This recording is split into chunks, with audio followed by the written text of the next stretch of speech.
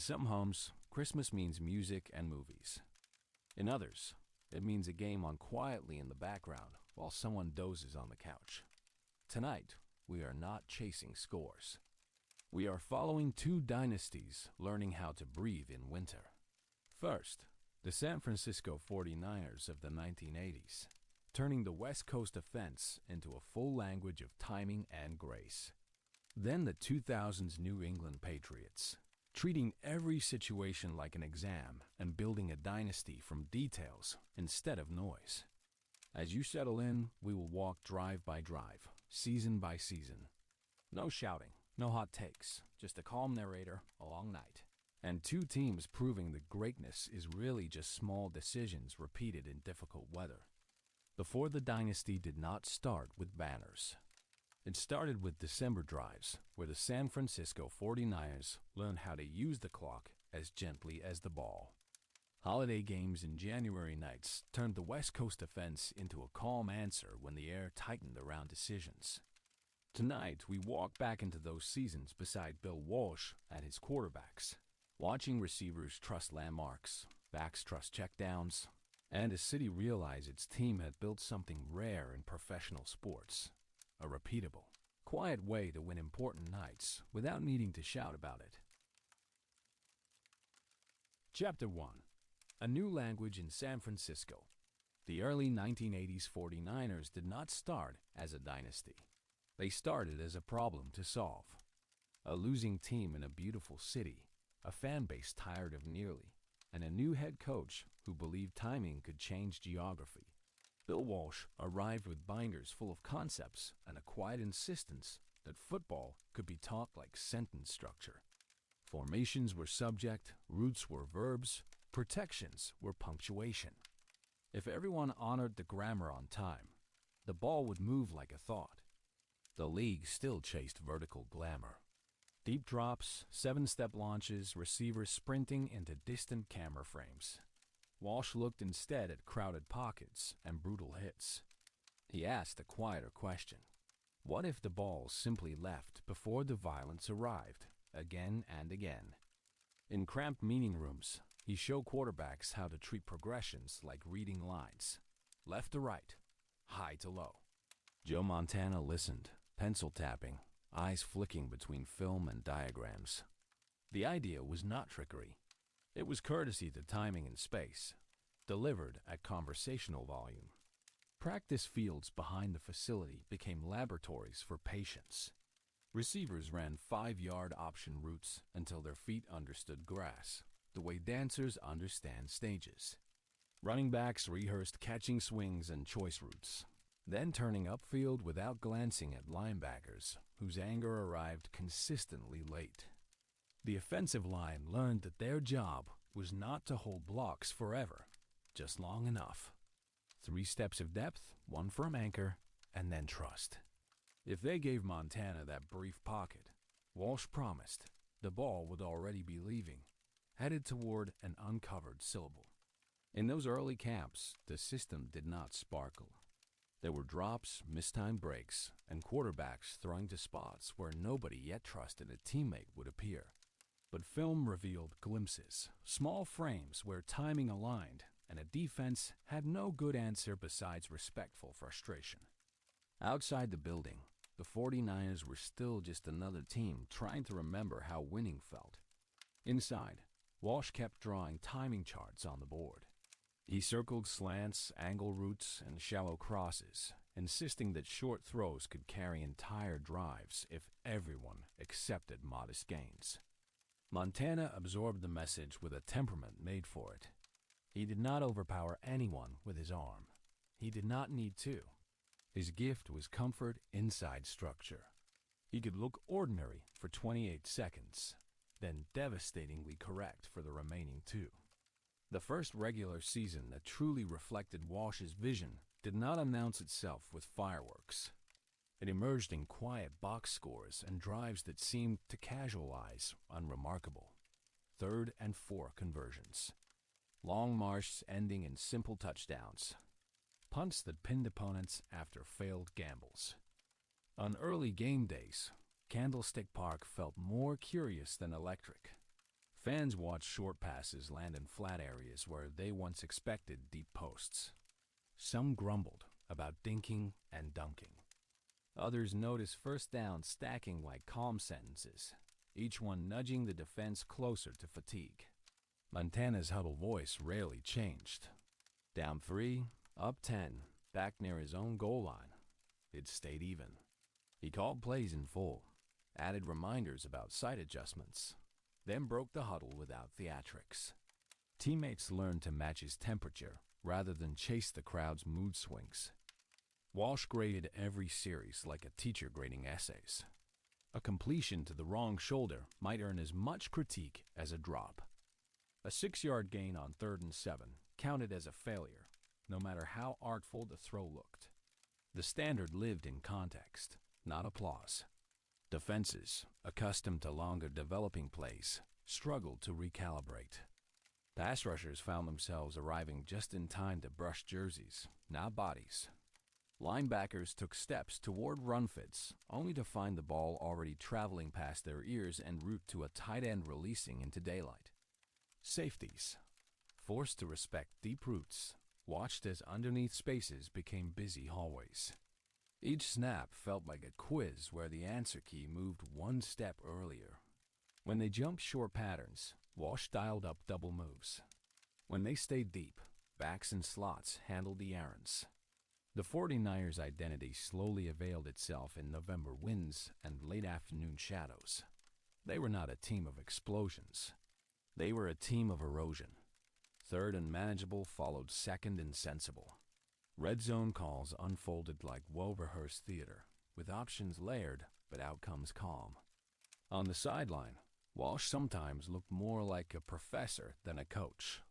Headset on, play sheet held like lecture notes. He watched leverages and reactions rather than just results. When a play succeeded for the wrong reason, he frowned. When a modest gain unfolded correctly, he nodded. Montana's greatest trick was making all of this look ordinary. He would hitch once, twice, then flip a ball into a window barely wider than his receiver's shoulders. Then he would jog to the next huddle as if he had simply placed a coffee cup on a table. The city began to feel the shift before the league fully did. Monday callers to local shows started discussing route combinations instead of purely rage. Bars replayed key 3rd downs, not just touchdowns. Kids in parks mimicked quick drops and fast releases instead of backyard bombs into nowhere. The true test of any system arrives when a heavyweight leans on it. For the 49ers, that opponent wore a star on the helmet and carried decades of expectations. The Dallas Cowboys arrived as gatekeepers, unbothered by new theories about timing and grace. Candlestick's wind carried tension that day. The field looked like a postcard from muddy resilience, not elegance. Yet Walsh trusted his language. Early calls leaned on slants, swings, and timing outs, inviting Montana to stay within himself, even as Dallas tried to turn the afternoon into a brawl. The Cowboys hit hard, collapsing pockets and challenging receivers at the line. Some early drives stalled. A hurried throw here, a drop there. Field goals instead of touchdowns. The 49ers felt the cost of every hesitation. Every moment their timing slipped by half a heartbeat. Still, the structure held. Defenders could not be everywhere at once. When Dallas overcommitted to stopping runs, Montana found tight ends in seams.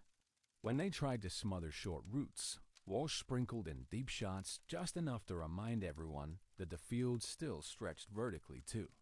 Late in the game, trailing with time thinning, the 49ers took possession deep in their own territory. This was the kind of drive that had lived on chalkboards and film reels for years. Now it needed to exist on grass, against a defense built to end dreams. The huddle collected breath and sweat. Montana called plays with the same even tone he had used in August. The first calls were familiar. Quick outs, short crosses, a draw to keep the rush honest. The ball moved methodically, each first down arriving like a steady drumbeat. Dallas adjusted, tightening windows, daring Montana to hold the ball a fraction longer. Pass rushers looped and twisted, trying to collapse the pocket from inside. The 49ers line, drilled on timing, fought for just enough depth and width to keep throwing lanes alive for one more beat. Inside the red zone, the field shrank and pressure expanded. Walsh dialed a concept the team knew well, a play designed to move defenders one direction, then flash a receiver in the opposite corner. The read demanded patience and bravery, because the window would open late and dangerously. Montana rolled right, chased by defenders whose footsteps matched his heartbeat. For a moment, it looked like the play had broken. He drifted toward the sideline, pump-faked, then reset his eyes toward the back of the end zone, where Dwight Clark climbed into sky and history. The ball left Montana's hand as he absorbed another hit. It traced a desperate, deliberate arc above outstretched arms. Clark rose, fingertips brushing leather, pulling it down just inside the back line. The stadium exploded, but on film, the moment looked like the natural extension of a practice sentence. Down and distance, route depth, timing, protection, trust. All the quiet work from spring and summer converged in that single frame. People would call it the catch, as if it were a standalone miracle. Inside the building, they saw it as grammar finally spoken perfectly under stress. After Dallas, after that season's final game, the 49ers did not treat the system as finished art. Walsh returned to the meeting rooms with the same restless energy. He adjusted route depths by half yards, reworded terminology, and demanded that backups learn the language as fluently as stars. Montana, already a champion, kept studying like a man still applying for the job. He asked about contingencies, about what to do when safeties cheated certain tendencies. He wanted answers for weather, noise, and late game panic, so that his own heart rate could remain a stabilizing metronome. The league copied what it could see. Other teams stole concepts, installed slants and option routes, spoke reverently about rhythm passing. But imitation without full understanding often faltered. The 49ers knew the secret lived not just in plays, but in how strictly they honored timing and decisions. In San Francisco, the effect went beyond standings. Fans grew comfortable with smart, patient football.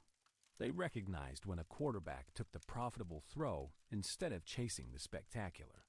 They learned to applaud kneel-downs that closed games as enthusiastically as bombs that opened them. Years later, when people reduced that era to highlights, the internal memory stayed more granular.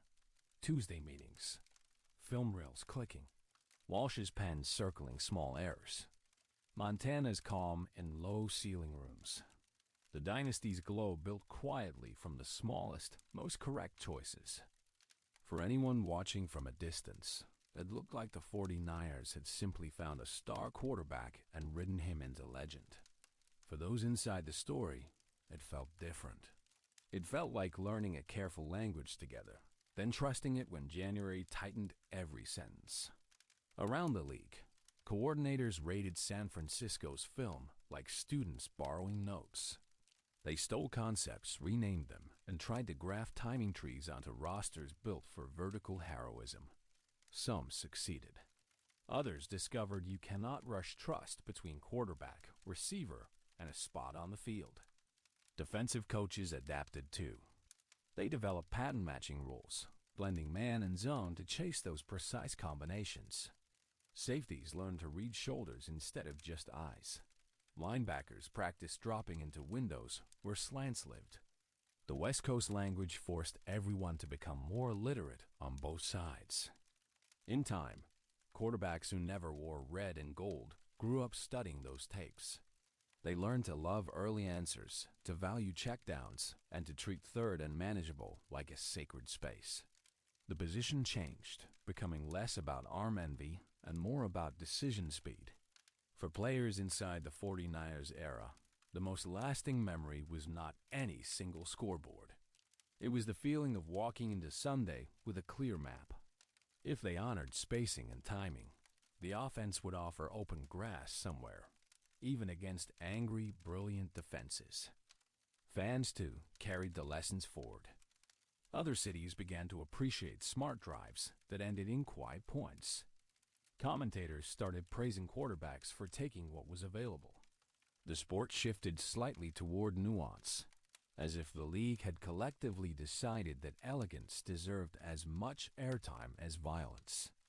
When winter settled over San Francisco in later years and other teams lifted trophies, the grammar remained. You could see it in how 2-minute drills unfolded and how 4-minute offenses closed doors. The 49ers' great gift was proving that calm structure could survive football's loudest months. Modern contenders still borrow from those 49ers, teaching quarterbacks to trust timing over arm envy and to believe that calm, correct 5-yard throws can quietly tilt entire seasons when winter finally tightens every margin. Night settles over the bay now, long after that era ended. The old field remembers footsteps, landmarks, and kneel-downs. Somewhere, a young quarterback studies that film, counting steps, trusting spots, and discovering that elegance can survive even the coldest, loudest football weather. Chapter 2. The Standard finds its shape. The hallway smelled like coffee and tape.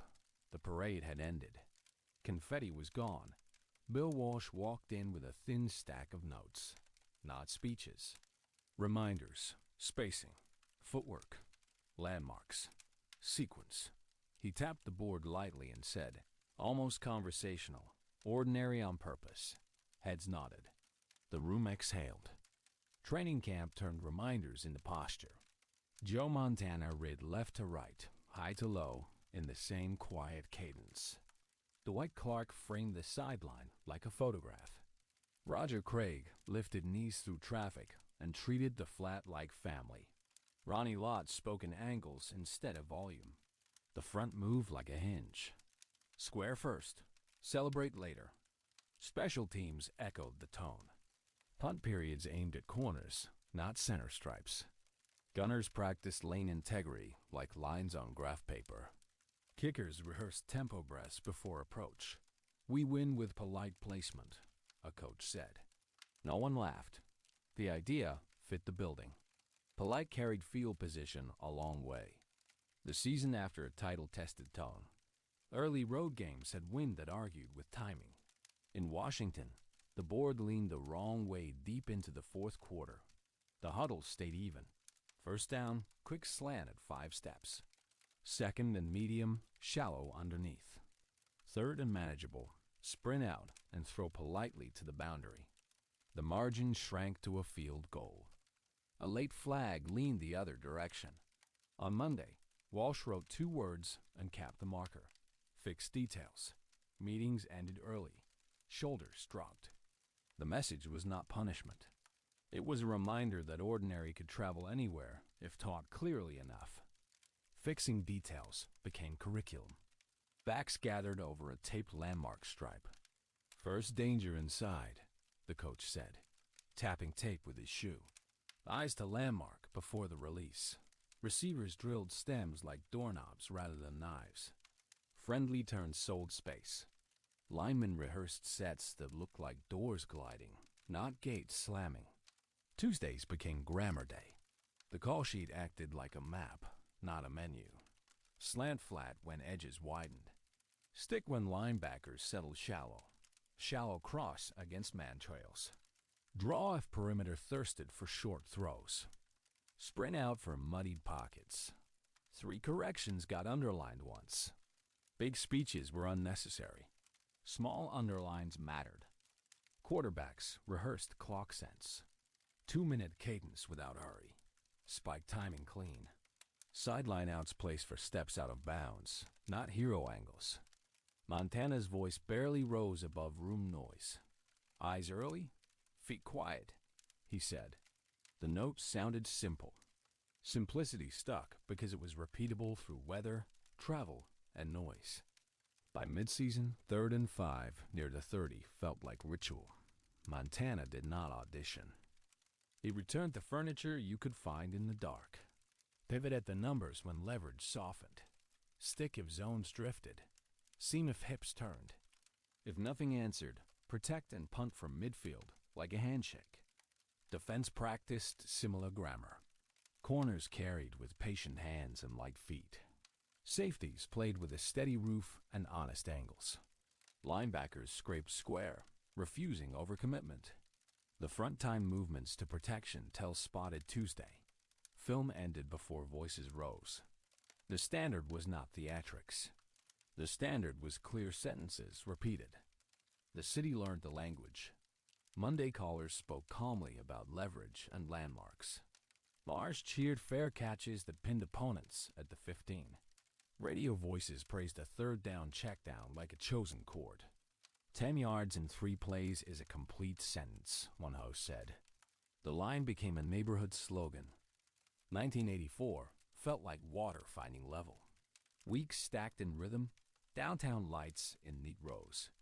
Montana worked inside a pocket measured to his feet. Wendell Tyler hit creases like a commuter catching the same train. Craig lifted knees like punctuation, caught like a receiver. Tight ends ran rails with level shoulders. Third and medium repeated like an old song.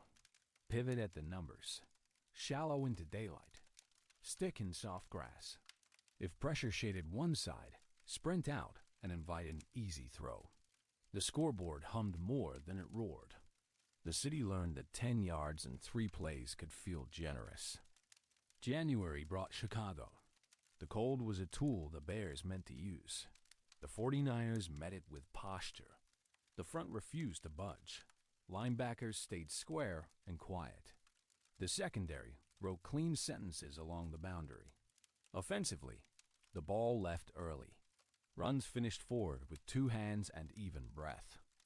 23-0 hummed on the board. In the film room, 3 corrections were underlined once. Pens went back in pockets. No one tried to own the moment. Tuesday still explained Sunday. The tape looked like a clinic to outsiders. Inside, it looked like habit refined over months. 2 weeks later, Miami arrived with neon and speed. Sequence met spectacle without raising its voice. Early throws became tackling exams in space. A seam cracked when hips turned too quickly. On second and short near midfield, play action held a linebacker for a blink. A dig replaced him. Drives felt conversational. When Miami scored, San Francisco answered with pace, not panic. Short throws turned into walking first downs. Craig's high steps finished sentences. The game breathed with the team that trained its breath. 38-16 read the board by night's end. The trophy reflected mornings. Cones like lanterns, underlining instead of shouting. On the flight home, the cabin was quiet. Coaches circled notes in binders. Players swapped short observations. Eyes early saved 2, a receiver said. Edge fits stayed square, a lineman answered. No boasting. The room loved how repetition looked under lights. The season's tide felt earned, not granted. Change is the tax of success. Jerry Rice arrived with wire legs and early eyes. He dropped a few in autumn wind, then calibrated. He did not rewrite the grammar. He widened vocabulary. Slants became diagonals that warped angles. Posts reached places most quarterbacks avoided. Montana still threw on time. Rice sold separation by suggestion. First 2 steps lazy, then a comma at the third, then clarity. Corners squinted. Safeties blinked and yielded seams. Walsh paused film and tapped the frame. Sell kindness with your eyes. The pocket never changed. 1, 2, hitch, release.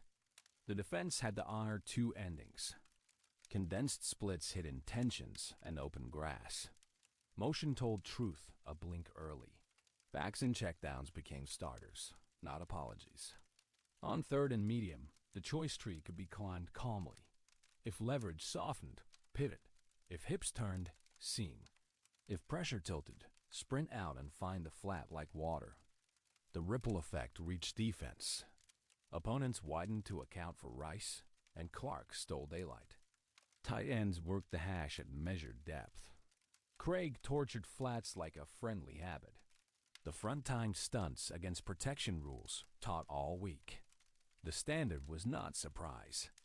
The standard was compounding patience. Practices added Rice-specific periods. Landmark cones adjusted half a shoe. Timing windows moved by heartbeat. Montana and Rice rehearsed glance routes at the goal line until the ball met a chest already measured. No dramatics, Walsh said, smiling. Do it like Tuesday. The group laughed softly, then did exactly that. A dynasty is a conversation, not a straight line. Loss gave texture. A home playoff unraveled when a visiting quarterback redrew geometry outside the called play. Minnesota's indoor echo tangled cadence. Philadelphia's rush arrived like weather. San Francisco filed them as case studies, not indictments. Monday healed. Tuesday trunde. Wednesday rebuilt rhythm. Thursday served red zone and third down problem sets. Friday polished. Saturday traveled. On Sunday, the week carried meaning. The room trusted time as resource, not threat. The city applauded fair catches and punts that honored a defense playing on schedule. Process sat in the front seat. 1988 became a real people can recite softly. Chicago's cold chiseled patience. Cincinnati turned the final into a chessboard where every square mattered and panic had no clock. The last drive began near a goalpost shadow with under 4 minutes. The sideline talk stayed even. Take grass. First snap, quick out to set tempo, clock cooperated. Second, shallow threading polite traffic. Breath stayed level. Third, back to the flat, feet in white, ball handled kindly. Near the high red, eyes looked left to hold a safety taught by film. The seam opened like a window meant to open. John Taylor received the last line with seconds inside 1 minute. 20-16 rested on the board without punctuation. Headset voices sounded like a library whisper. The proof was not trickery. It was rehearsal performed on time. Tuesday's grammar explained Sunday's music. People celebrated. The building updated 3 coaching points. The next winter widened the margin. Denver met 4 quarters of tide. The number on the board swelled. The ingredients never changed. Early eyes, quick feet, calm huddle, firm leverage. Coaches circled corrections rather than scolding mistakes. A banner went up on the same rails where cones once stood at dawn. On that night, Rice's diagonals felt inevitable. Clark's sideline frames looked preordained. Craig's steps punctuated drives. The defense squeezed streets narrower than maps allowed. Special teams placed the ball like careful handwriting. No moment required a raised voice. The standard spoke softly and filled the room anyway. Names on doors changed. George Seifert kept the grammar intact. Assistants arrived and left. The wall notes remained. Spacing, footwork, landmarks, sequence. Steve Young waited with level shoulders, phrasing the melody differently but keeping tempo. The defense shrank streets until games felt narrow. Special teams balanced on the field's thin spine. Across the league, vocabulary spread like a song others covered. Condensed splits, motion telling truth a blink early. Option answers in the slot. Backs treated as primary reads. The difference in San Francisco was tone. 10 yards in 3 plays was a complete sentence. A punt near midfield could be respect. Opponents gave honest compliments. A Chicago corner softly. We cheated the flat. They answered seam. A Dallas linebacker. By the time we leaned, the ball was gone. A Cincinnati safety. It felt like they moved yard lines while we blinked. Respect traveled alongside frustration. Tone had created both outcomes. If you stood at practice any Thursday, you knew the place by sound. Film hum earlier. Now the soft thud of a ball into a chest. A coach's wrist tilt slowed a drill by half a tempo. Quarterbacks counted without footballs. Receivers turned heads where throws would arrive. Fog hung like a fence. Young's voice in huddles matched the building.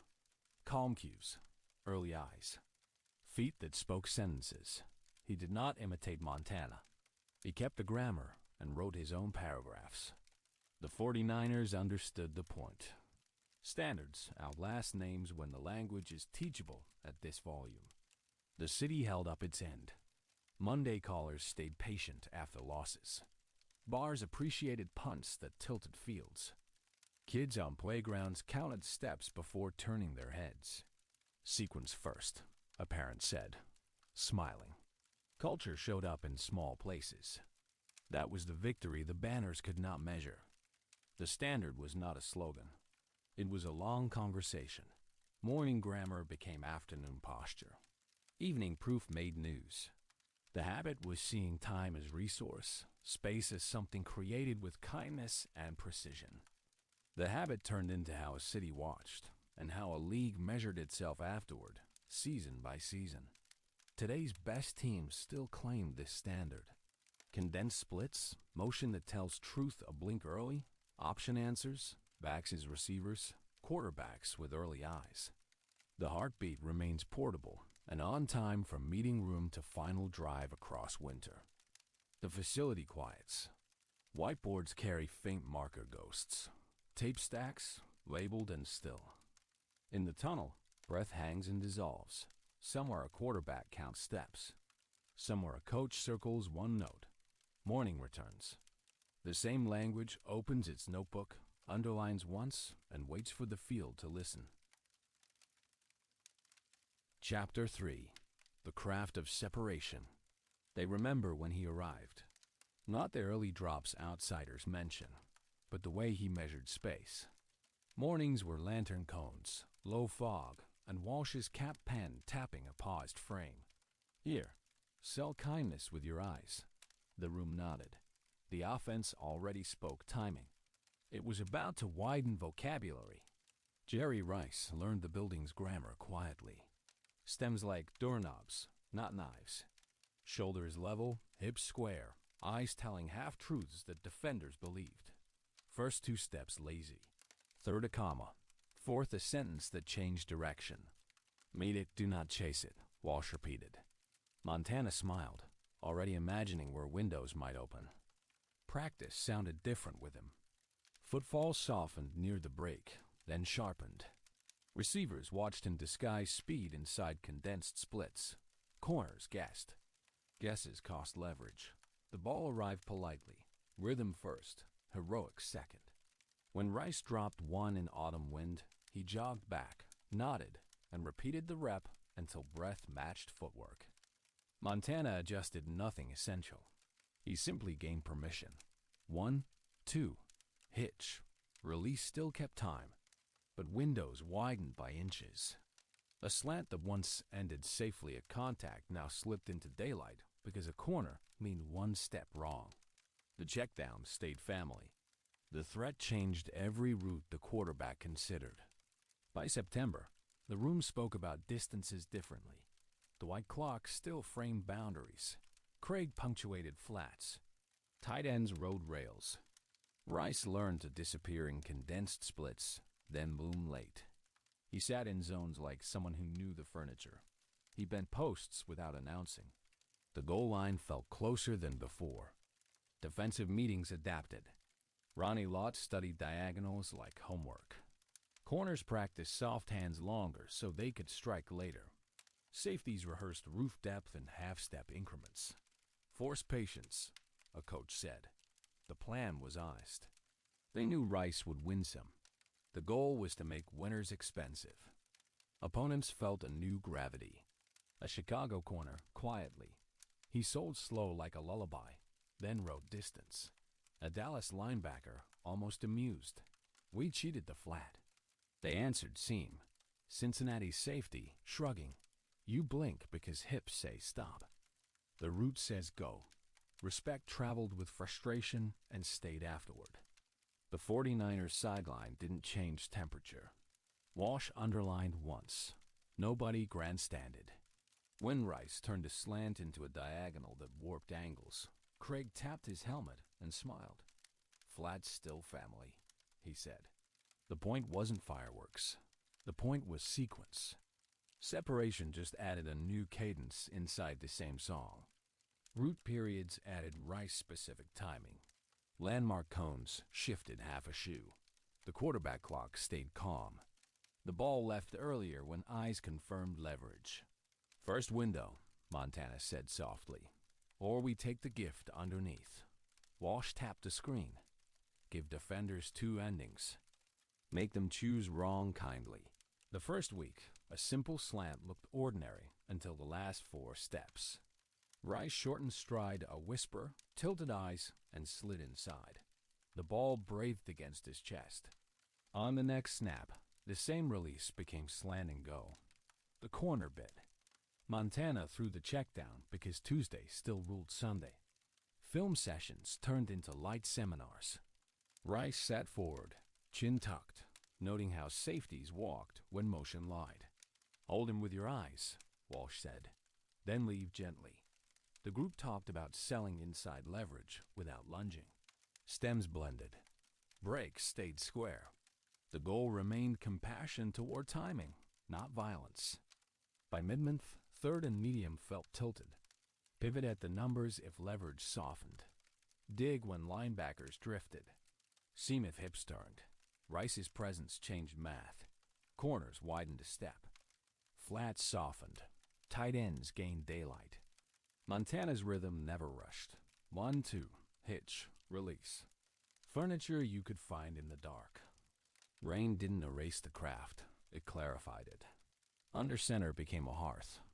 Rice shortened routes by breath, not yards. Cleats bit mud like punctuation marks. He caught, tucked, stepped out, and handed the ball to an official as if returning a book. Elegance traveled in storms without asking permission. Opponents answered with brackets and squeeze calls. San Francisco countered with motion that told the truth a blink early. Condensed splits that hid intentions and option answers in the slot. When safeties widened to cage Rice, Clark sliced the seam. When linebackers cheated seam, Craig owned the flat again. The city learned to expect quiet explosions. Bars fell silent for 3rd and 5 near the 30. Pivot if soft, someone would murmur. When Rice bent a post behind a blinking safety, applause sounded like a warm blanket. The crowd understood that separation was practiced kindness, not reckless speed. The craft touched special teams indirectly. Coverage units mirrored leverage lessons. Returners sold one way, escaped the other. Field position felt like long punctuation. When Rice turned a diagonal into 30 yards, the punt team grinned anyway. Their next turn would be shorter. The building spoke one language across rooms. January in Chicago arrived with wind that tested breath. Rice's stems didn't shout. They whispered truer.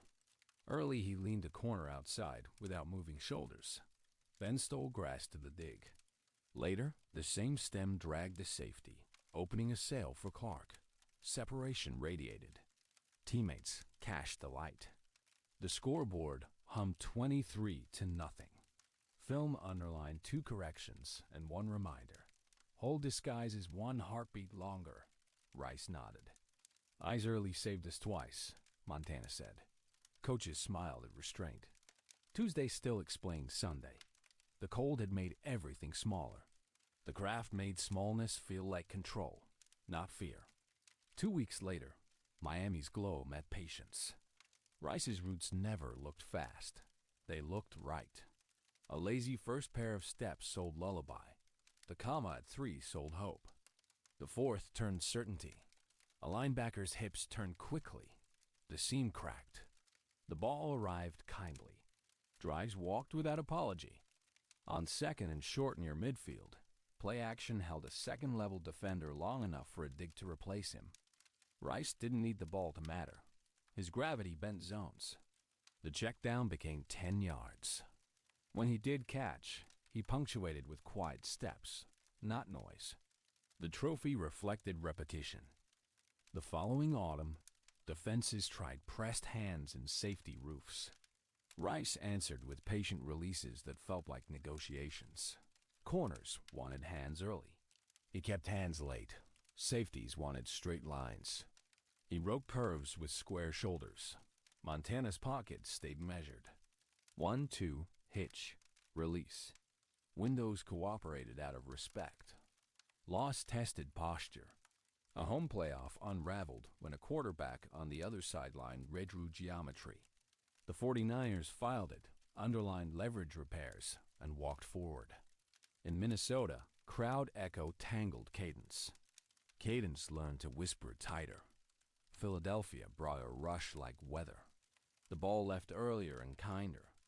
1988 became a reel recited softly in kitchens. In Chicago, pausing patience dulled cold. Against Cincinnati, the final turned chess-like. The last drive started near the goalpost shadow, out to settle nerves.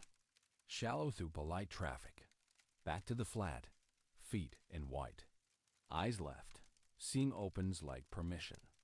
John Taylor caught the last line with seconds inside 1 minute. Rice's gravity had held to safety just long enough. Headsets whispered. 20-16 rested without punctuation.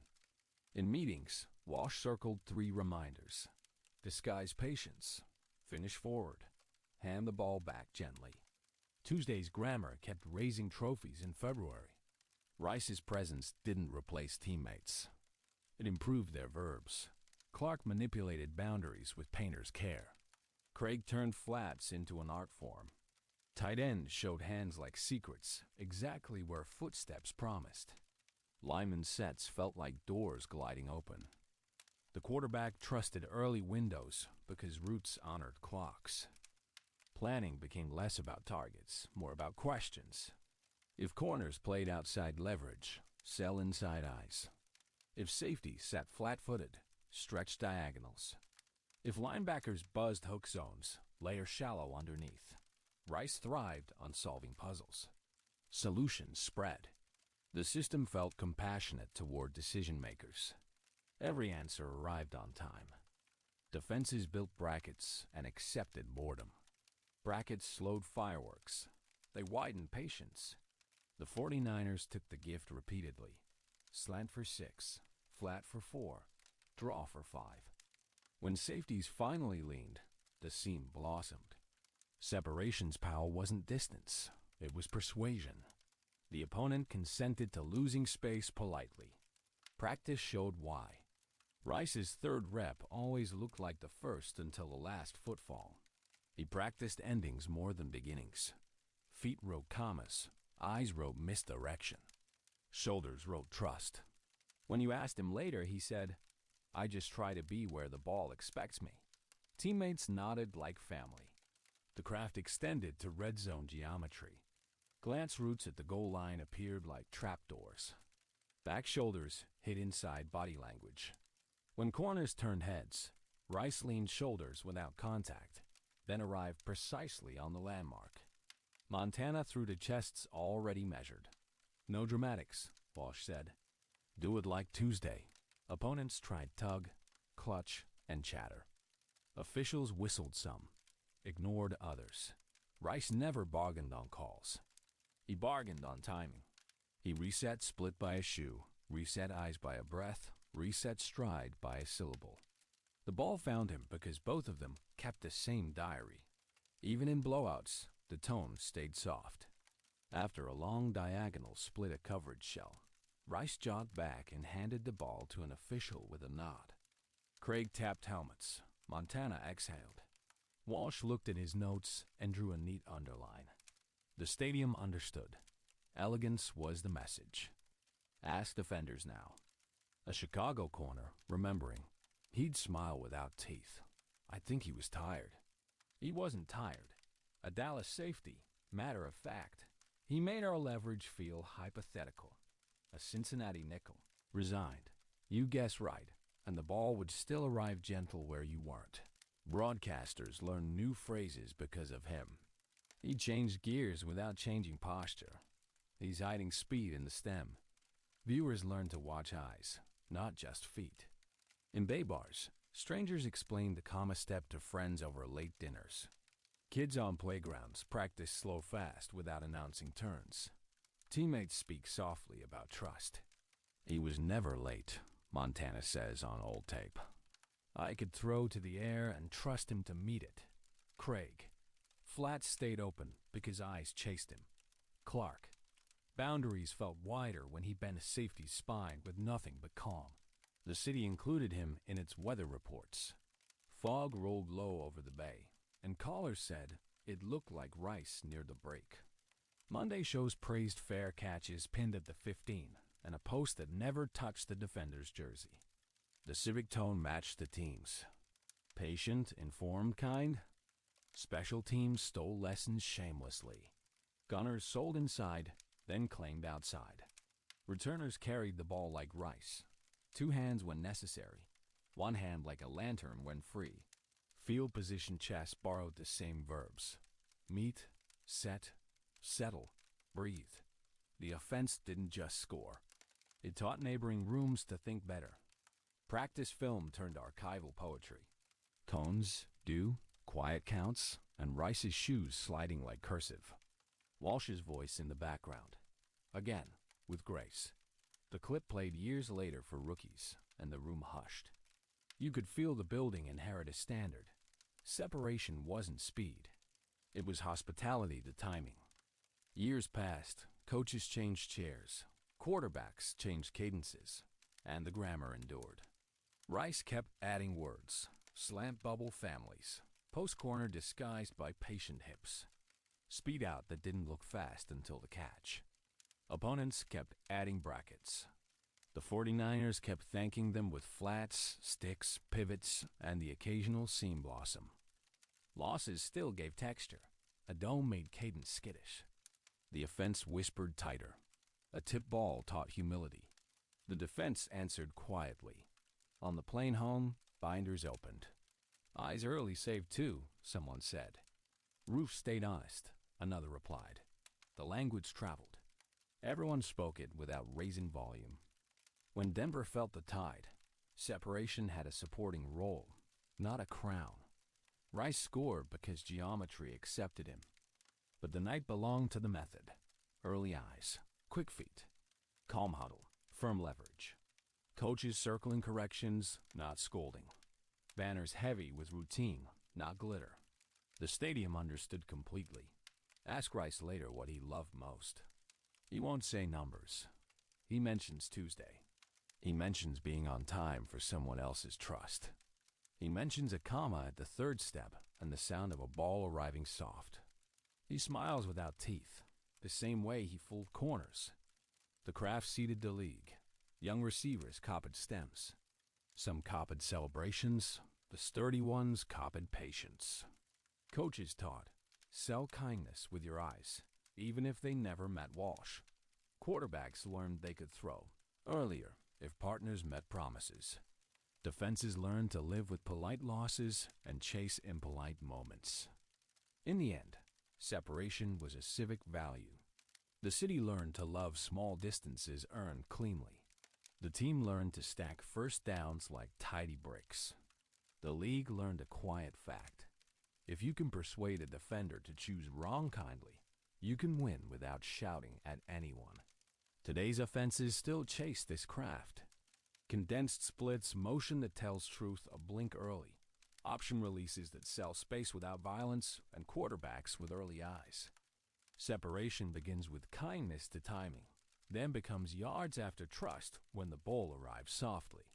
Night leans over the practice field. Cones are gathered. Lines fade.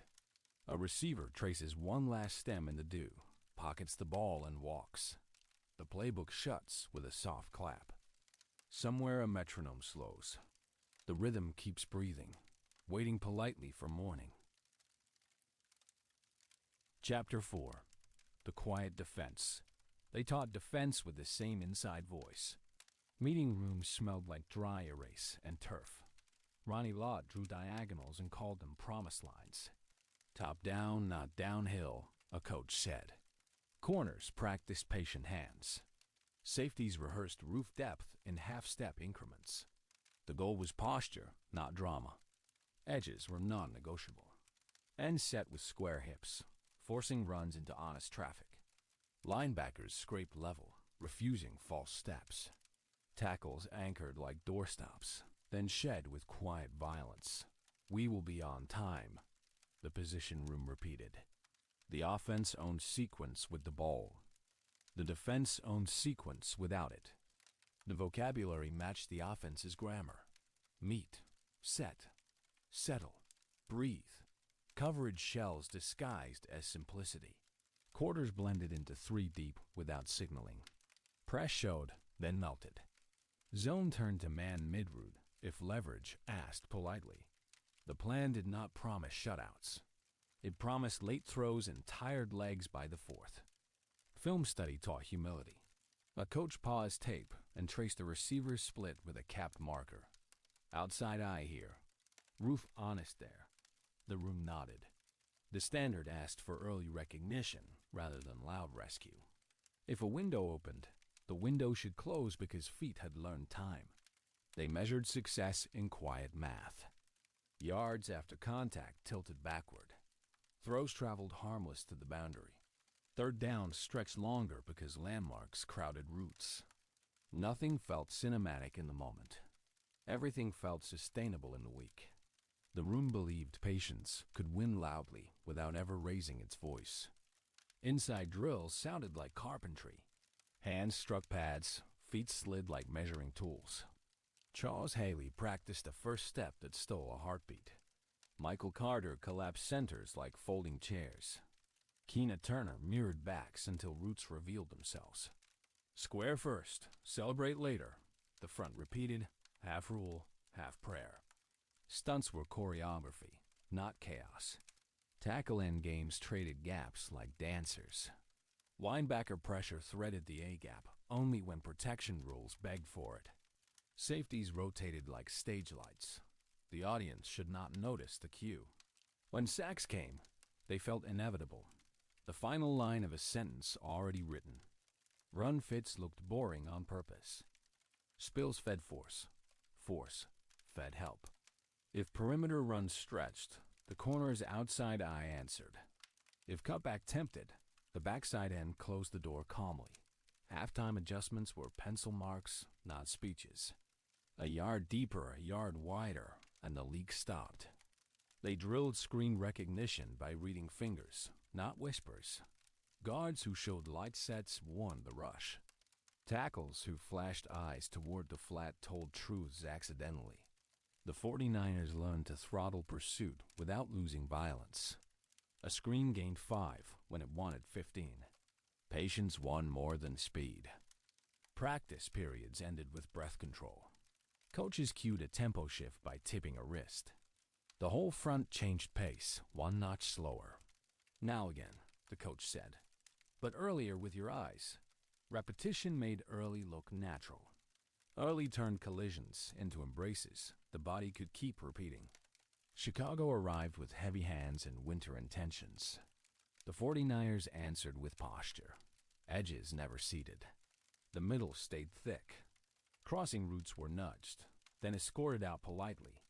Third downs dared quarterbacks to be early. They were not. 23-0 hummed because angles kept promises all afternoon. On tape the next day, a coach circled a tackle's first step. This stole the quarterback's second hitch. The room smiled.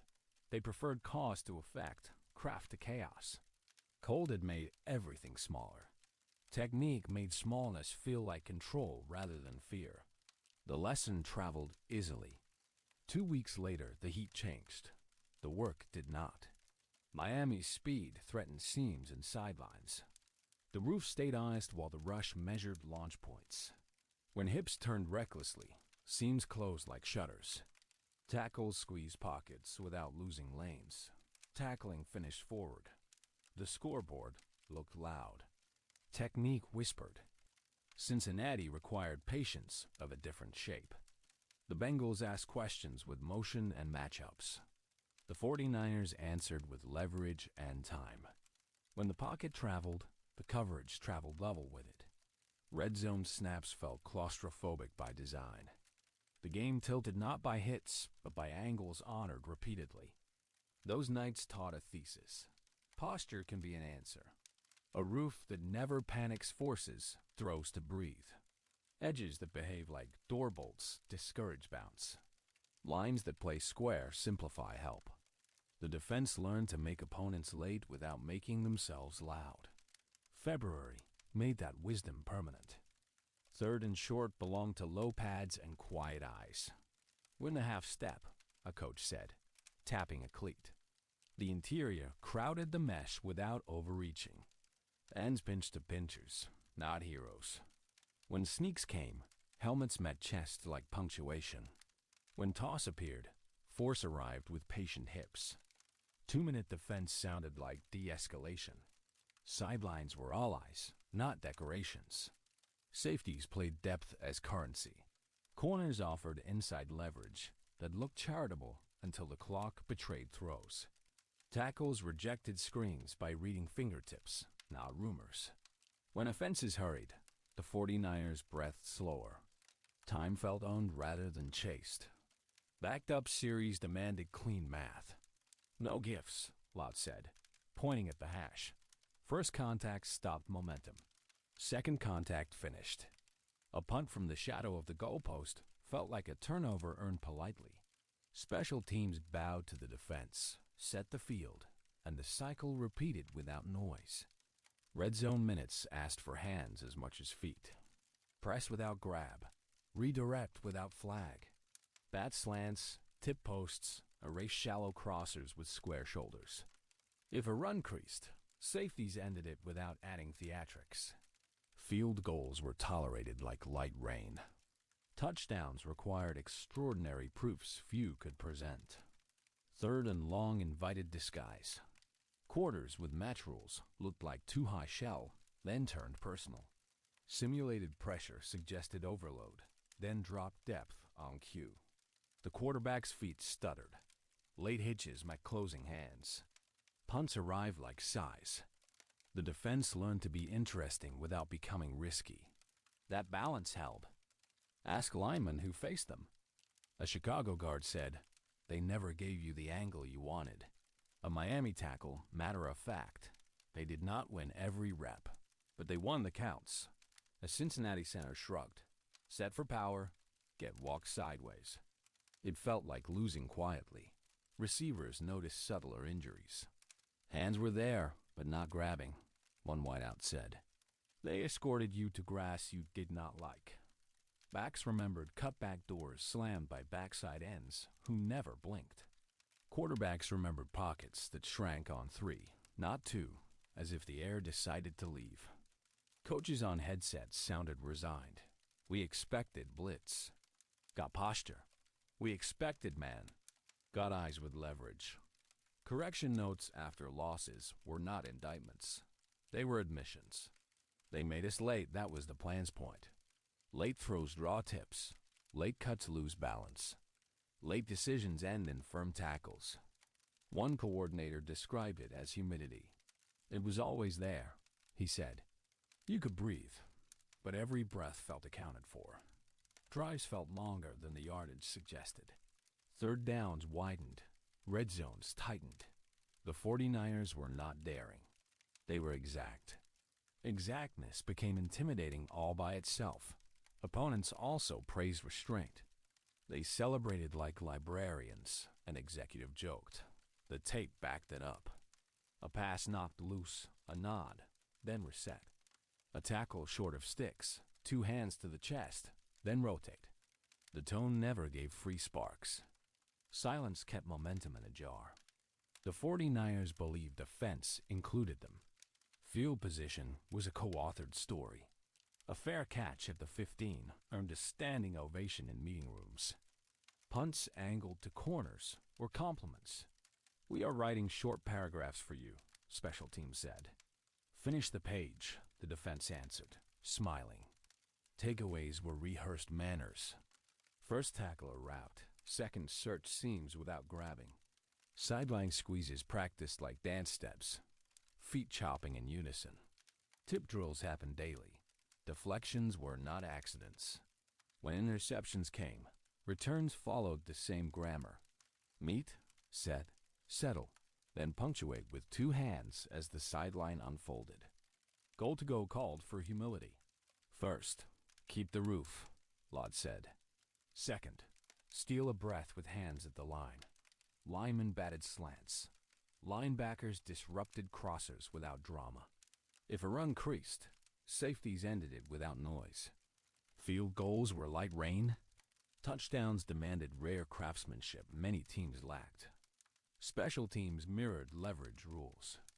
Gunners fenced the outside eye. Flyers throttled near the returner, then closed square. The ball died near corners like careful handwriting. The defense jogged on smiling. Short fields made calls simpler. Simplicity made speed feel faster than it truly was. Everyone shared the credit. On sideline benches, the talk sounded like librarians swapping notes. "Split -1, a corner said. "Back flat first," a linebacker answered. "Roof 12 and change," a safety added. No one bragged. The conversation stayed technical and portable. You could carry it into loud places and still hear it. Staff shifts did not shake the sentences. George Seifert kept the grammar intact. Assistants cycled, but wall notes stayed. Leverage first, angle honesty, edges non-negotiable. Roster chapters turned. Young players learned the clock living in a quarterback's feet also lived in a pass rusher's first step. Time applied physically. Veterans mentored like patient readers. Lott explained landmark feet. Turner explained how backs lied with helmets. Haley explained the first step like a secret. Corners passed down, soft first, then strike. Safeties taught. I see 3. Feet respect 2. Everyone added one underline. Do it at this volume. Practice walkthroughs treated situations as letters, not posters. Backed up was B, 2-minute was T, 4-minute was F. The defense spelled words by alignment and leverage. Young players stopped thinking of calls as pages and started hearing them as sentences. The room breathed easier when the alphabet clicked. The city heard the same music. Bars clapped for punts downed at the 3. Monday callers praised coverage that looked boring until you counted incompletions. Kids learned tackling angles on playgrounds, squaring shoulders before reaching. The civic tone mirrored the teams. Informed patience that celebrated sequences rather than single sparks. When new faces arrived, the onboarding sounded familiar. Your first step is our clock. Your eyes are our roof. Your hands are punctuation, not exclamation. The rookies smiled. The rules were human. You could practice them without breaking your body or voice. That made buy-in feel like relief. Losses gave shape to craft, a dome garbled cadence. Communication became hand signals and eye language. An athletic quarterback turned structure into a chase. Edges learned new patience. A tipped ball burned a quarter. Meetings logged finger placement on swats. The tone never cracked. Pencils underlined and moved on. Philadelphia's rush flooded protections like weather. The correction was not louder blitzes. It was narrower rush lanes and quicker exits from coverage to pursuit. Minnesota's echo forced tighter check words. The next week, calls shortened. Execution relaxed. Washington's late flag taught composure remained part of leverage. Situations, not slogans. They tracked corrections like gardeners track rain. Tackling angles fixed by film. Run fits nudged by a yard. Pressure packages tuned to cadence tells. Nothing felt revolutionary. Everything felt cumulative. The standard trusted that small changes stack into real change. February usually confirmed the math without requiring speeches. On flights home after hard nights, the aisle talk stayed gentle. Eyes were late twice, a safety said. We crowded force, a corner admitted. We chased inside shoulder, a rusher added. The notes landed without sting. Fixing details had become identity. The defense practiced being correct more than being angry. They shared credit forward. When the offense controlled possession, the defense thanked them with 3 and outs. When special teams pinned corners, the defense answered with field goals allowed. When turnovers happened, celebrations stayed short so breath could return. Momentum lived in discipline, not volume. That belief held through winters. Archival tape plays like a lullaby. Feet in unison, hands quiet, eyes honest. A coach paused the frame. You could see a corner's outside eye, the safety's cushion, the linebacker's square hips. Here, he said gently. This is defense on time. Players nodded because the picture sang. Drills stacked into identities. Alley fits under foam noodles taught pad level without collisions. Tip ladders trained reaction, not panic. Bag shuffles built leverage with breath control. The room knew collisions would come on Sunday. The craft made collisions predictable and survivable by practicing rhythm carefully on Wednesday. Teaching emphasized earlier rather than louder. We are not asking for more, a coordinator said. We are asking for sooner. Sooner hands at the line. Sooner depth from the middle. Sooner recognition of splits and stacks. Sooner humility when force needed help. Tape paused. The room breathed.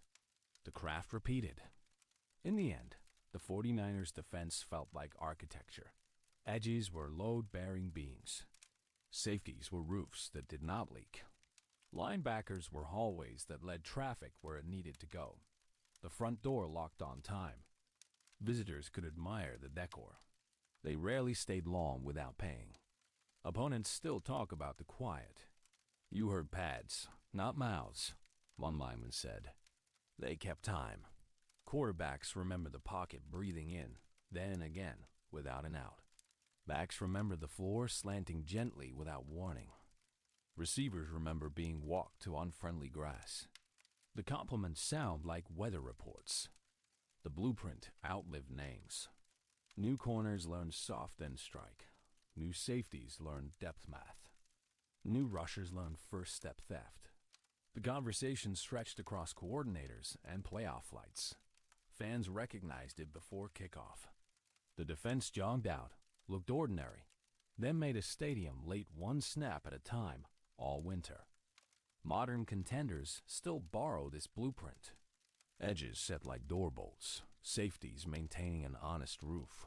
Quarters disguises blended with match rules and rush plans since the coverage timing. Fewer blitzes, earlier hands, and offenses forced to be late without realizing exactly why. Night settles on meeting rooms. Clickers darken. Tape rewinds and rests. On the field, hashes fade to gray. Somewhere a safety counts depth steps. Somewhere a coach underlines leverage ones.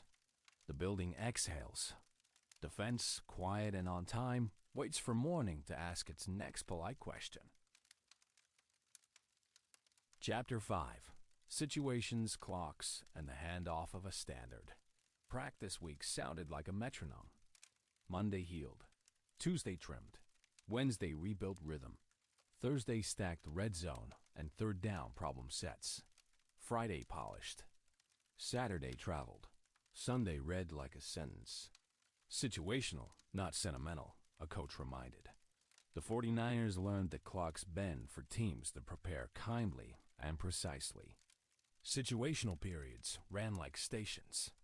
2-minute with silent cadence. 4-minute with heavy bodies and lighter words. Backed up with breath held, then released. You do not conquer time, Walsh told the room. You befriend it. Montana's voice stayed steady. Eyes early, feet quiet.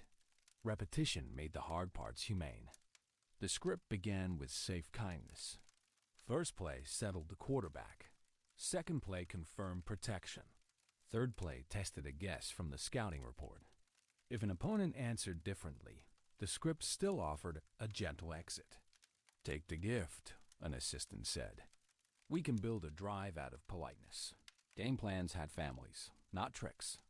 Slant flat lived with stick. Sprint out lived with layered flood. Draw lived with quick outs. Under center meant the clock belonged to them. When defenses cheated the flat, the seam answered softly. When safeties blinked early, the dig replaced them like a courteous guest. The city learned the rhythm too. Monday callers recited third down choices from memory.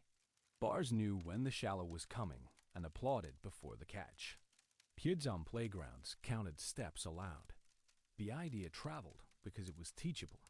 The sound of the week became the sound of the season. 2-minute offense was speed without panic. The hurry lived in the ball, not the voice. Sideline throws touched white, then stepped out gracefully. Backs gently set the ball for officials. Next call's already waiting, Montana would say. The clock felt like a colleague instead of a judge. Coaches trim verbiage to verbs. Pivot, stick, shallow, seam. The huddle listened like a choir that already knew harmony. Landmarks mattered more than adjectives. If protection tilted, sprint out answered without drama. If leverage softened, pivot smiled at the numbers. The chains moved as if walking downhill. Defenses countered with press and trap. The 49ers answered by treating contact as rhythm, not insult. Receivers accepted an armbar, reset eyes, then finished on time. Tight ends banged through traffic with level shoulders. The quarterback trusted the first window, even when sternum thumped. Polite courage won snaps. On planes, 2-minute drawings looked like children's books. Simple shapes, few words. That was on purpose. When stadiums roared, simple survived. Breath is a play, Walsh said. Call it. So they did. One deep inhale before the cadence. One clean exhale as the ball left on time. 2 minutes secret was the first down. The opening completion shrank the room.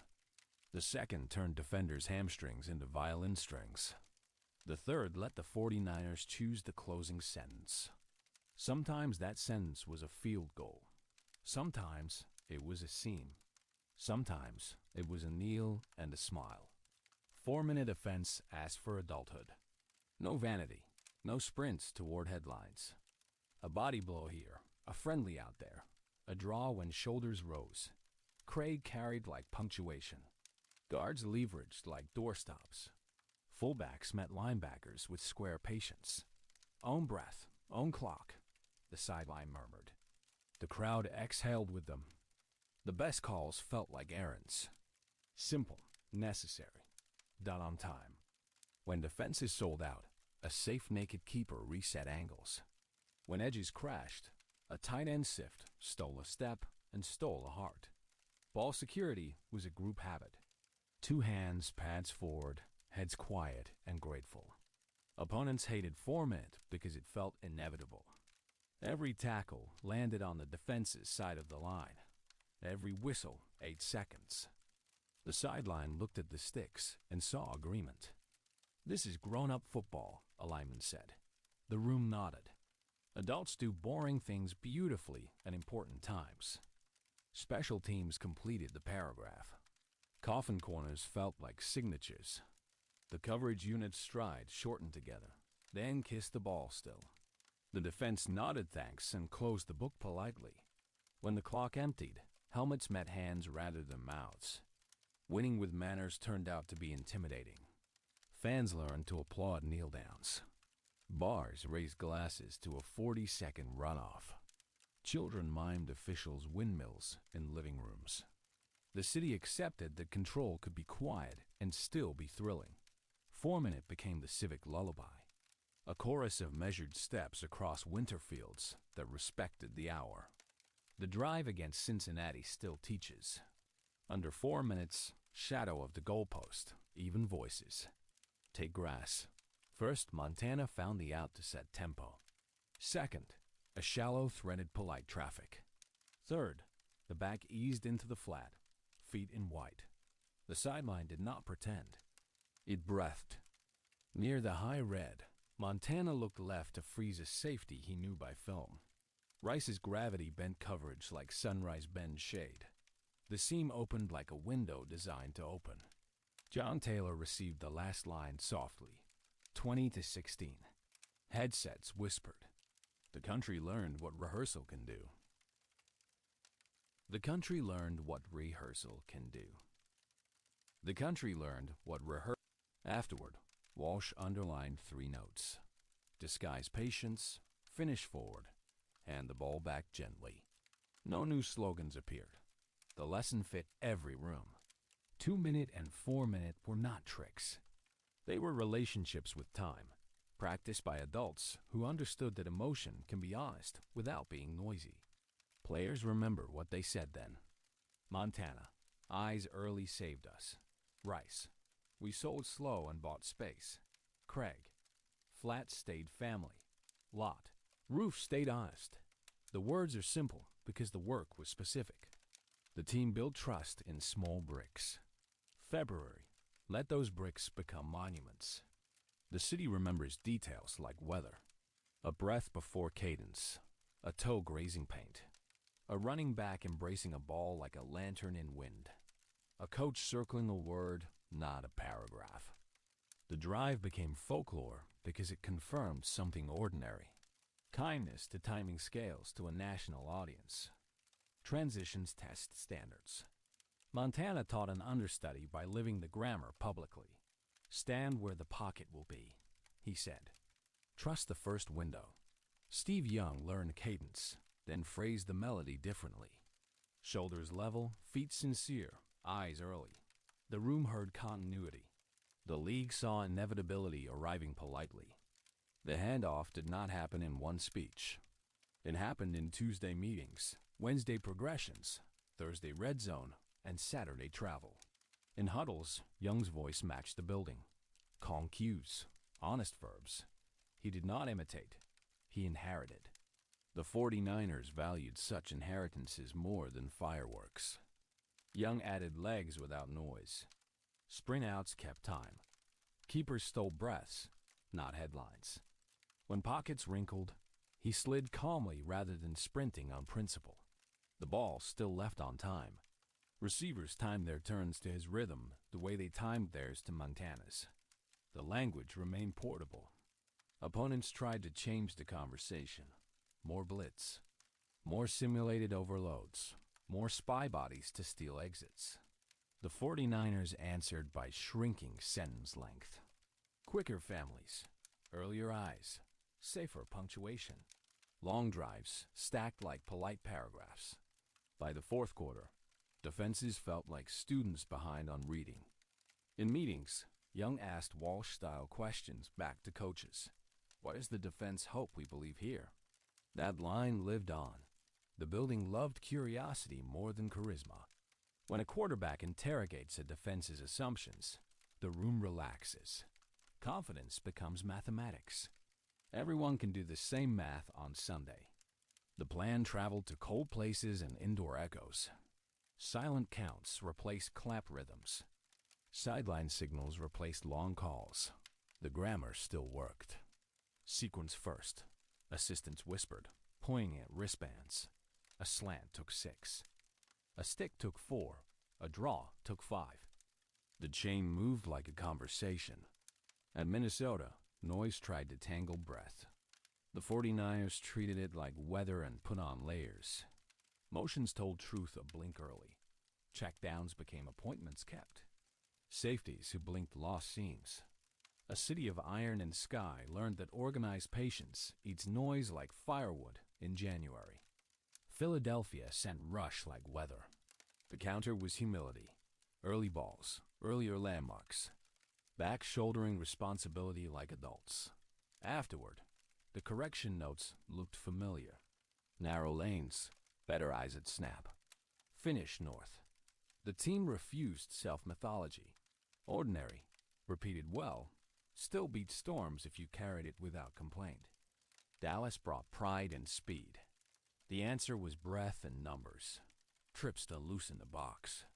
Condensed splits to create leverage. Sprint outs to change launch point. 4-minute when the moment asked for adults. The 49ers never claimed to invent anything. They claimed to choose correctly more often. In New Orleans and New York, wind stole height from throws. The ball became shorter and kinder. Rice wrote separation with low-effort stems. Tight ends wore disguises that would pass a library test. The 49ers left with wins that looked boring on television and satisfying in film rooms. Candlestick taught manners. Fog behaved like a neighbor. Fans learned to cheer a fair catch at the 15 like a kickoff return. Radio callers debated leverage instead of volume. The city mirrored a team and hummed through winters. Kids breathed slowly when the huddle formed, then counted steps in kitchens. Bars developed rituals for 3rd and 5. Pivot if soft, someone would murmur.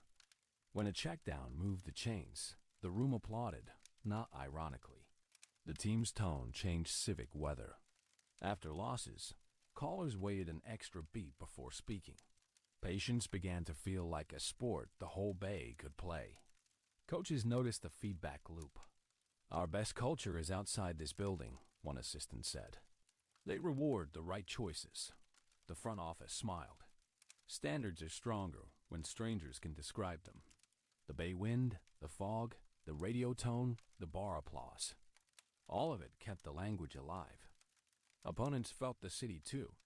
Visiting coordinators mentioned the hush before critical snaps. "It sounded like a library that loves football," one said. That quiet favored the home team's grammar. Audibles arrived clean. Cadence changed discreetly. Situational football felt like study hall where the answers were taught all week. The stadium aged with grace. Concrete remembered footsteps. Rails remembered forearms. The field remembered commas carved by roots. When lights came up on January nights, the place felt like a classroom celebrating a spelling bee. Precise letters in long words. The 49ers spelled winter correctly year after year. Montana on a Tuesday. "If my eyes arrive early, the ball gets to rest before it flies." Rice. "I slow first so I can be fast late." Craig. "Flat is family." Lot. "If the roof leaks, everybody catches a cold." Coaches smiled. Metaphors became mechanics. Walsh in the film room. "See how the defender wants you to hurry? Be generous with your patience." Seifert on a Thursday. "Your first step is the clock." An assistant to a rookie corner. "Soft first, then strike." A lineman to a teammate. "Square hips write shorter paragraphs." Opponents, softly. A Chicago corner. "He never lied loudly. He lied politely." A Dallas linebacker. "They made us late without bragging." A Cincinnati safety. "I blinked. The seam opened." A Minnesota rusher. "We chased hats. They followed landmarks." The subtitles on the tape read the same. Special teams voices joined the choir. A gunner. "Outside eye isn't a dress." A punter. "Corners are compliments." A returner. "Finish forward or step out." No heroics. The building loved that roles share vocabulary. When every room speaks one language, February questions tend to feel familiar and answerable. Fans contributed their own lines. 10 yards in 3 plays is a complete sentence. Sequence first. Eyes early. The slogans were earned, not purchased. Writers called it culture. Players called it Tuesday. The words sounded small until you counted banners. The arithmetic made every word feel enormous. Not every night obeyed. A tip ball changed a month. A late flag leaned a game. A quarterback outside structure broke angles. The 49ers felt all of it. They refused to romanticize pain. They wrote corrections. They repeated them until boredom turned into craft again. The worst meetings were gentle.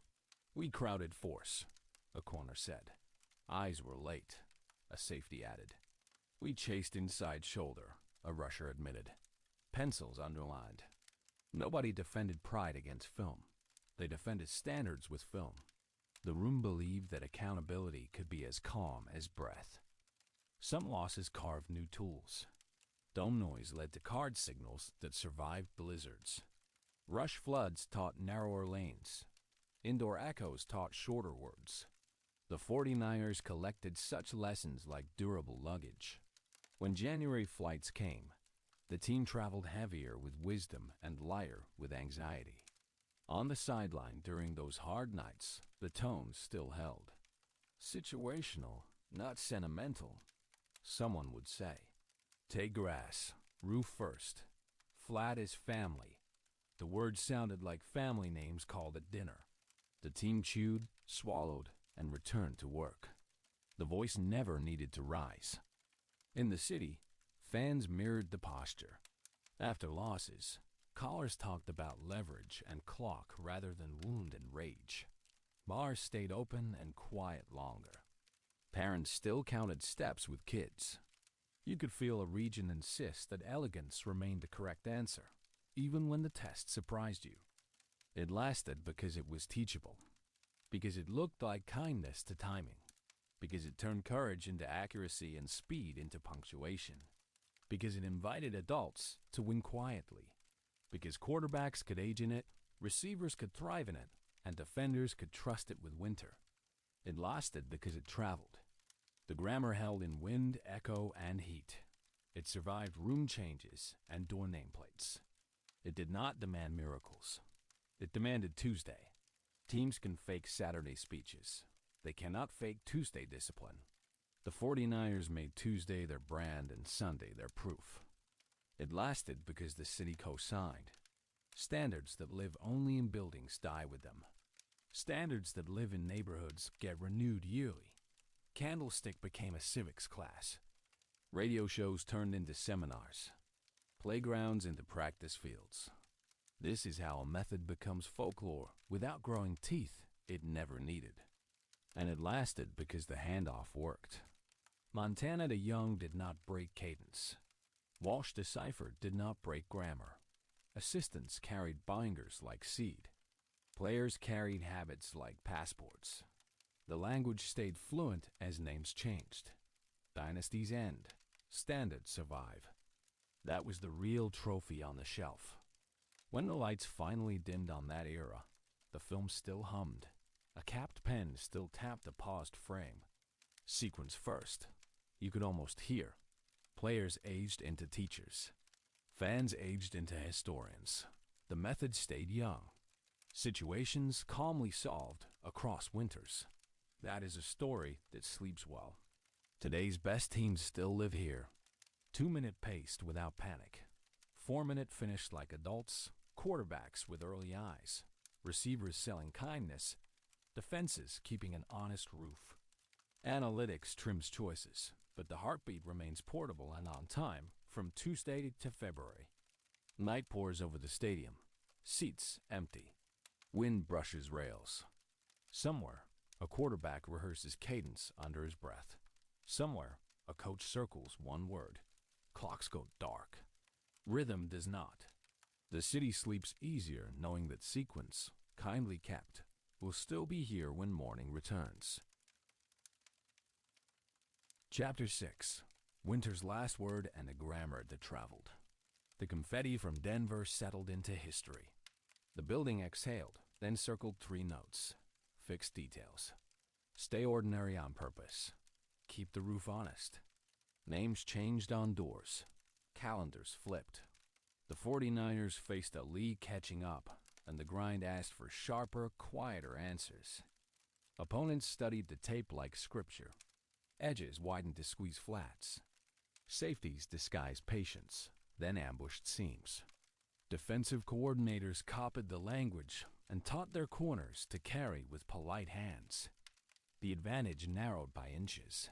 The response could not be volume. The response had to be sequence. Joe Montana's body began speaking in shorter sentences. Meetings adjusted without ceremony. Steve Young stood closer to the podium and asked Walsh-style questions. What does the defense hope we believe here? The room nodded. The inheritance was not a throne. It was a routine, generously handed down. Practice tempos did not spike. They clarified. 2 minutes spoken verbs. 4 minutes spoken errands. Red zone spoken landmarks. The defense tuned rush lanes by a step, not a speech. Special teams aimed corners like calligraphy. The organization recommitted to the same humane math that had traveled. The city understood the hinge. Bars called it a handoff rather than a cliff. Monday callers asked about cadence, not drama. Kids at parks mined left-handed footwork and counted the same beats. 1, 2, hitch, release. San Francisco stayed itself while learning a new way to say we. Steve Young did not imitate Montana. He honored cadence and wrote his own paragraphs. Shoulders level, feet sincere, eyes early. When the pocket wrinkled, he slid to fresh air and still threw on time. Sprint outs became gentler answers, not fireworks. The ball left before speeches could form. Receivers timed their turns to his breath. Jerry Rice sold patience at the stem, then burst late, meeting windows that sounded like kindness. John Taylor wore disguises that survived libraries. Tight ends rode rails at the hash. The flat stayed family, Craig or no Craig. Backs kept promises.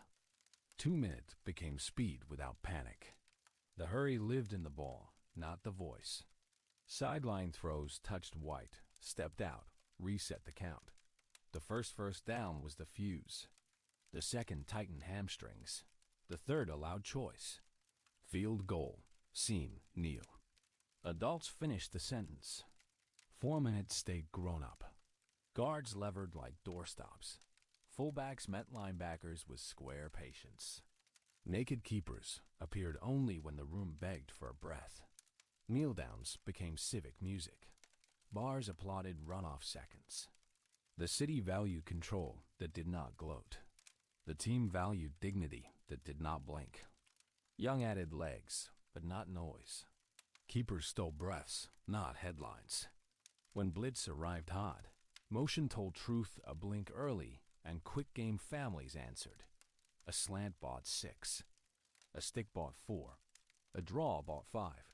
Drives stacked like paragraphs. Winter heard adults reading aloud. Pride met pride when Dallas surged. Speed on the edge, power in the middle.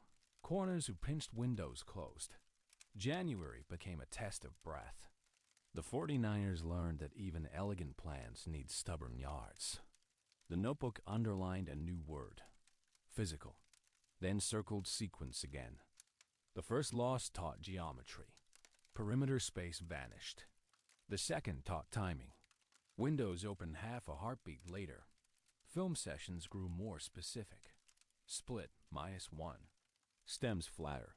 Protection points shifted like chess pieces. The answer would not be bravado. The answer would be speed within restraint. On Tuesdays, the staff cut verbiage. Verbs replaced adjectives. Pivot, stick, shallow, seam. Motions carried double meanings. Condensed splits hid intentions. Young rehearsed hots with backs until the ball felt magnetized to safety. Rice practiced glance routes at the goal line until chest and laces shook hands without looking. The defense tuned to a finer pitch.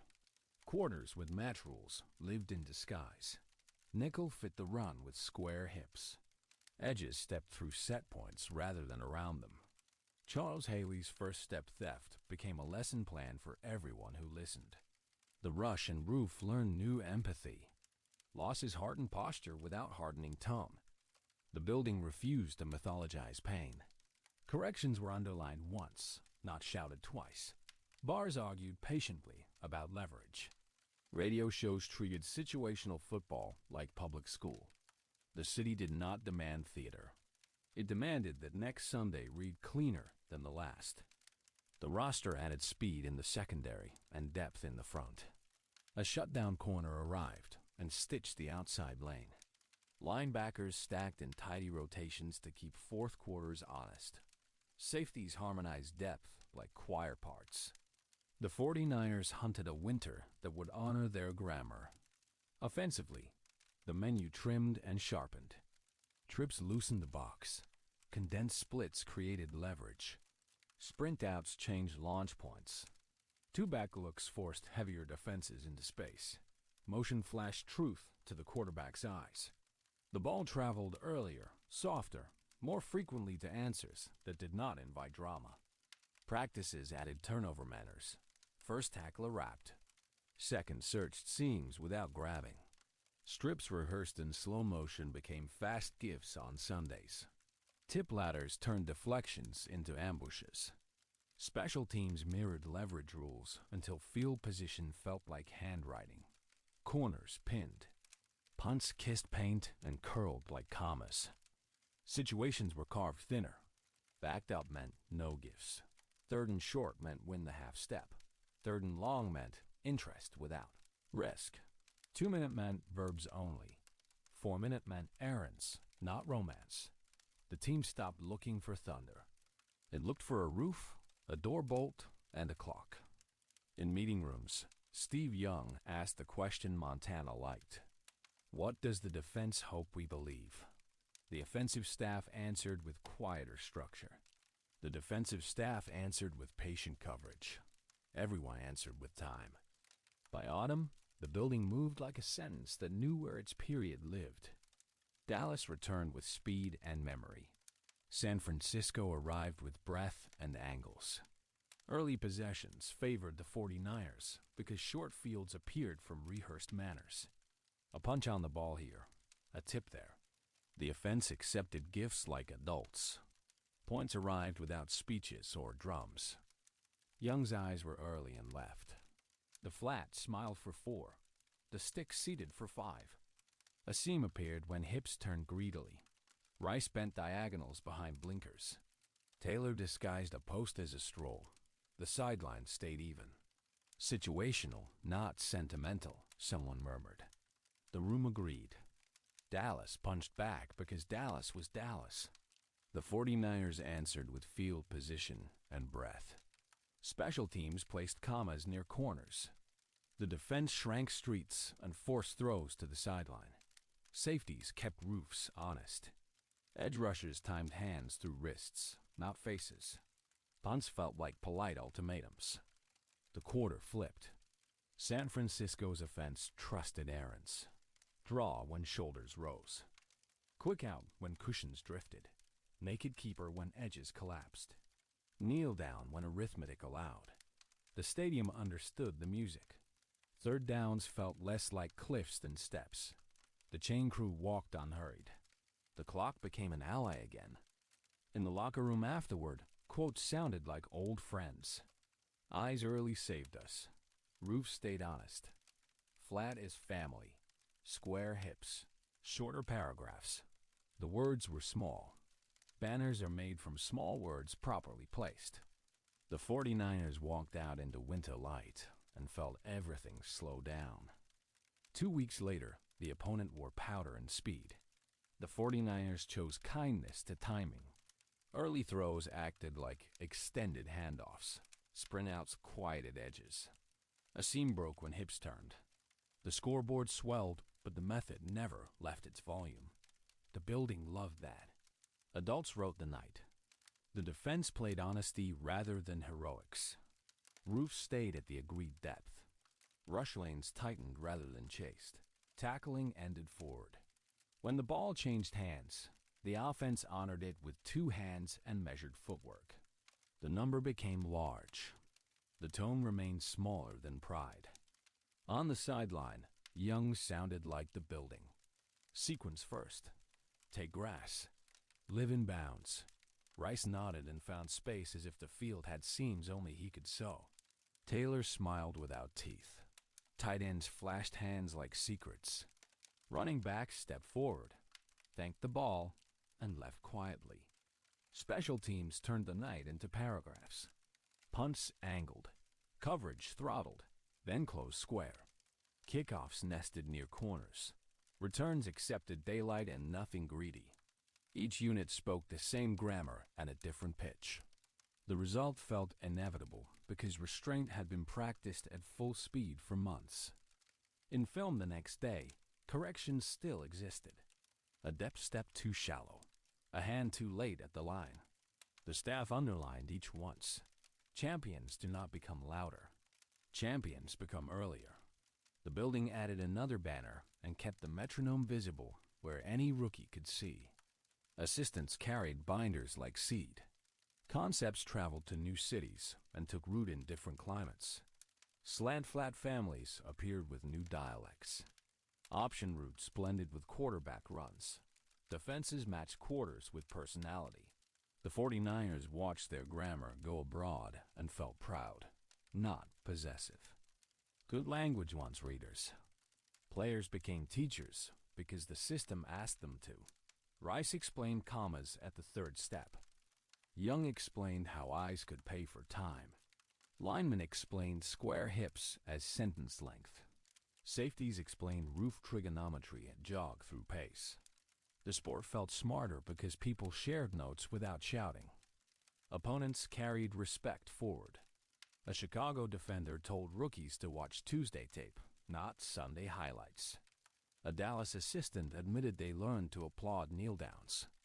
A Cincinnati scout said the flat could be art. Old grudges softened into craft talk. The league matured at the speed of polite ideas. The city kept participating. Bars held, 3rd and 5 clubs where fans guessed pivot or stick and clapped either way. Radio hosts measured down in distance rather than rage. Kids learned landmarks before they learned algebra. Elegance became a civic habit. That is a rare sentence to write about professional sports. Candlestick aged into folklore. Rails remembered forearms. Concrete remembered footsteps. The field remembered commas carved by roots and periods placed by kneel-downs. Winter nights carried classroom energy. The 49ers spelled January correctly. You could feel it in your ribs, even if the score was the last thing you learned. Not every week obeyed the plan. Injuries bent depth. Weather stole height from throws. A tip ball punished a correct read. A mobile quarterback broke geometry and wrote improvisation on the chalkboard. The response did not change. Fixed details. Meet, set, settle, breathe. Schedule the correction, then teach it. 1 December was defined by wind. The offense shrank throws and loved the flat. The defense forced everything to the boundary, then bowed politely. Special teams turned the ball into a paper crane and set it down at corners. The win looked boring. The film felt like poetry. A dome swallowed cadence. The answer became card signals and shorter words. A rival's rush blurred protection. The answer became narrower lanes, earlier balls, and more errands. A late flag bent a playoff. The answer became composure as leverage. The building refused to trade manners for noise. On planes, the aisle talk stayed human. Eyes were late twice. We crowded force. We chased inside shoulder. Players owned verbs, not excuses. The staff owned underlines, not speeches. Correctives traveled because they were small enough to carry and strong enough to survive January turbulence. Fans mirrored the tone. After losses, callers spoke about leverage and clock more than grievance. Bars stayed open and quiet a little longer. Kids still counted steps before turning heads. The region insisted elegance remained correct, even when the test surprised you. That insistence kept standards young. Every dynasty meets gravity. Contracts age. Bodies ask for kindness. Opponents steal pages and write their own. The 49ers could not hoard February. What they kept was better. A way for teams to be adults in loud places. A way for cities to love restraint as courage. Young kept playing sentences, then commas, then periods, always to the beat. Rice kept adding words that made space humane. The defense kept roofs honest and edges locked. Special teams kept corners kissed and cover lanes throttled. The banners stopped multiplying. The method did not. It traveled. When the era dimmed, the lessons brightened. 2-minute pace without panic. 4-minute finish like adults. Quarterbacks with early eyes. Receivers selling kindness at the stem. Backs as family. Roofs that kept promises. Door bolts on edges. Hands as punctuation, not exclamation. Tuesday is brand. Sunday is proof. The stadium said goodbye slowly. Night games smelled like salt and popcorn. Families brought kids to hear the crowd, not roar. People pointed at the sideline where kneel-downs happened and told stories about clocks. That is an unusual fairy tale. It is also the right one. Legacy lived in the league's vocabulary.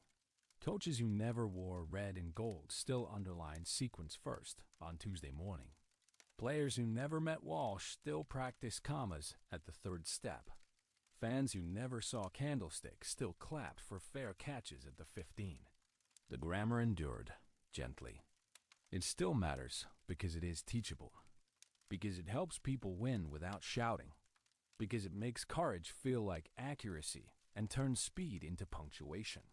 Because ordinary, repeated well, becomes extraordinary when winter asks for adults. Because cities deserve teams that help them breathe. It still matters because you can carry it. Left coast fog, right coast wind, domes that swallow sound. The grammar travels. New coordinators add verses. New quarterbacks phrase the melody differently. The heart still beats the same. Meet, set, settle, breathe, then throw the ball on time. It still matters because football is a human clock. When players share a counting rhythm, trust grows. When trust grows, decisions shrink. When decisions shrink, mistakes sleep. That is not mysticism. That is Tuesday's arithmetic. The 49ers proved it to themselves, then to the league, then to anyone listening. It still matters because losing your voice is easy. The sport invites noise. The 49ers proved whisper can be armor. They taught that posture can be a blitz, patience can be a route, and kindness to timing can be a first down that builds a season, that builds a city. The film card hums in memory. A cap pen taps a paused frame. A coach says, softly, sequence first. A quarterback counts. A receiver sells kindness with his eyes. A safety keeps the roof. A city falls asleep knowing winter can be elegant. The story breathes and asks for morning. Modern contenders still harvest this grammar. 2-minute paced without panic. 4-minute finished like adults. Quarterbacks with early eyes. Receivers selling kindness. Edges set like door bolts and roofs kept honest. Analytics trims choices, but the heartbeat stays portable and on time. Night folds over the bay. Rails cool. Seats empty. On a quiet field, landmarks wait like patient stars. Somewhere a quarterback whispers cadence. Somewhere a coach underlines once. The clock rests, the rhythm does not. Morning will come, and the language will be ready to be spoken again. The West Coast rhythm slows here, like a song fading on purpose. The 49ers have shown how timing, sequence, and quiet courage work when winter and pressure lean in. If you are still awake, you can let their drives drift outward. Our first story can rest there, under a scoreboard and a calm huddle. If this kind of quiet sports storytelling helps you drift off, you can subscribe, leave a comment, or share Sideline Slumber with another tired fan. Close your eyes. Hear the hush of a quiet NFL football stadium at dusk, the leather ball resting near the sideline, the scoreboard glow without digits. Breathe with me. Inhale for 4, hold for 2, exhale for 6. Again, inhale for 4, hold for 2, exhale for 6. Start at your face, soften the jaw, smooth the brow. Let the eyes feel unscouted, down to the neck. Release as if dropping a play call you no longer need. Shoulders loosen. Pads off, weight gone. Chest and ribs open like tunnel arches. Belly and back settle.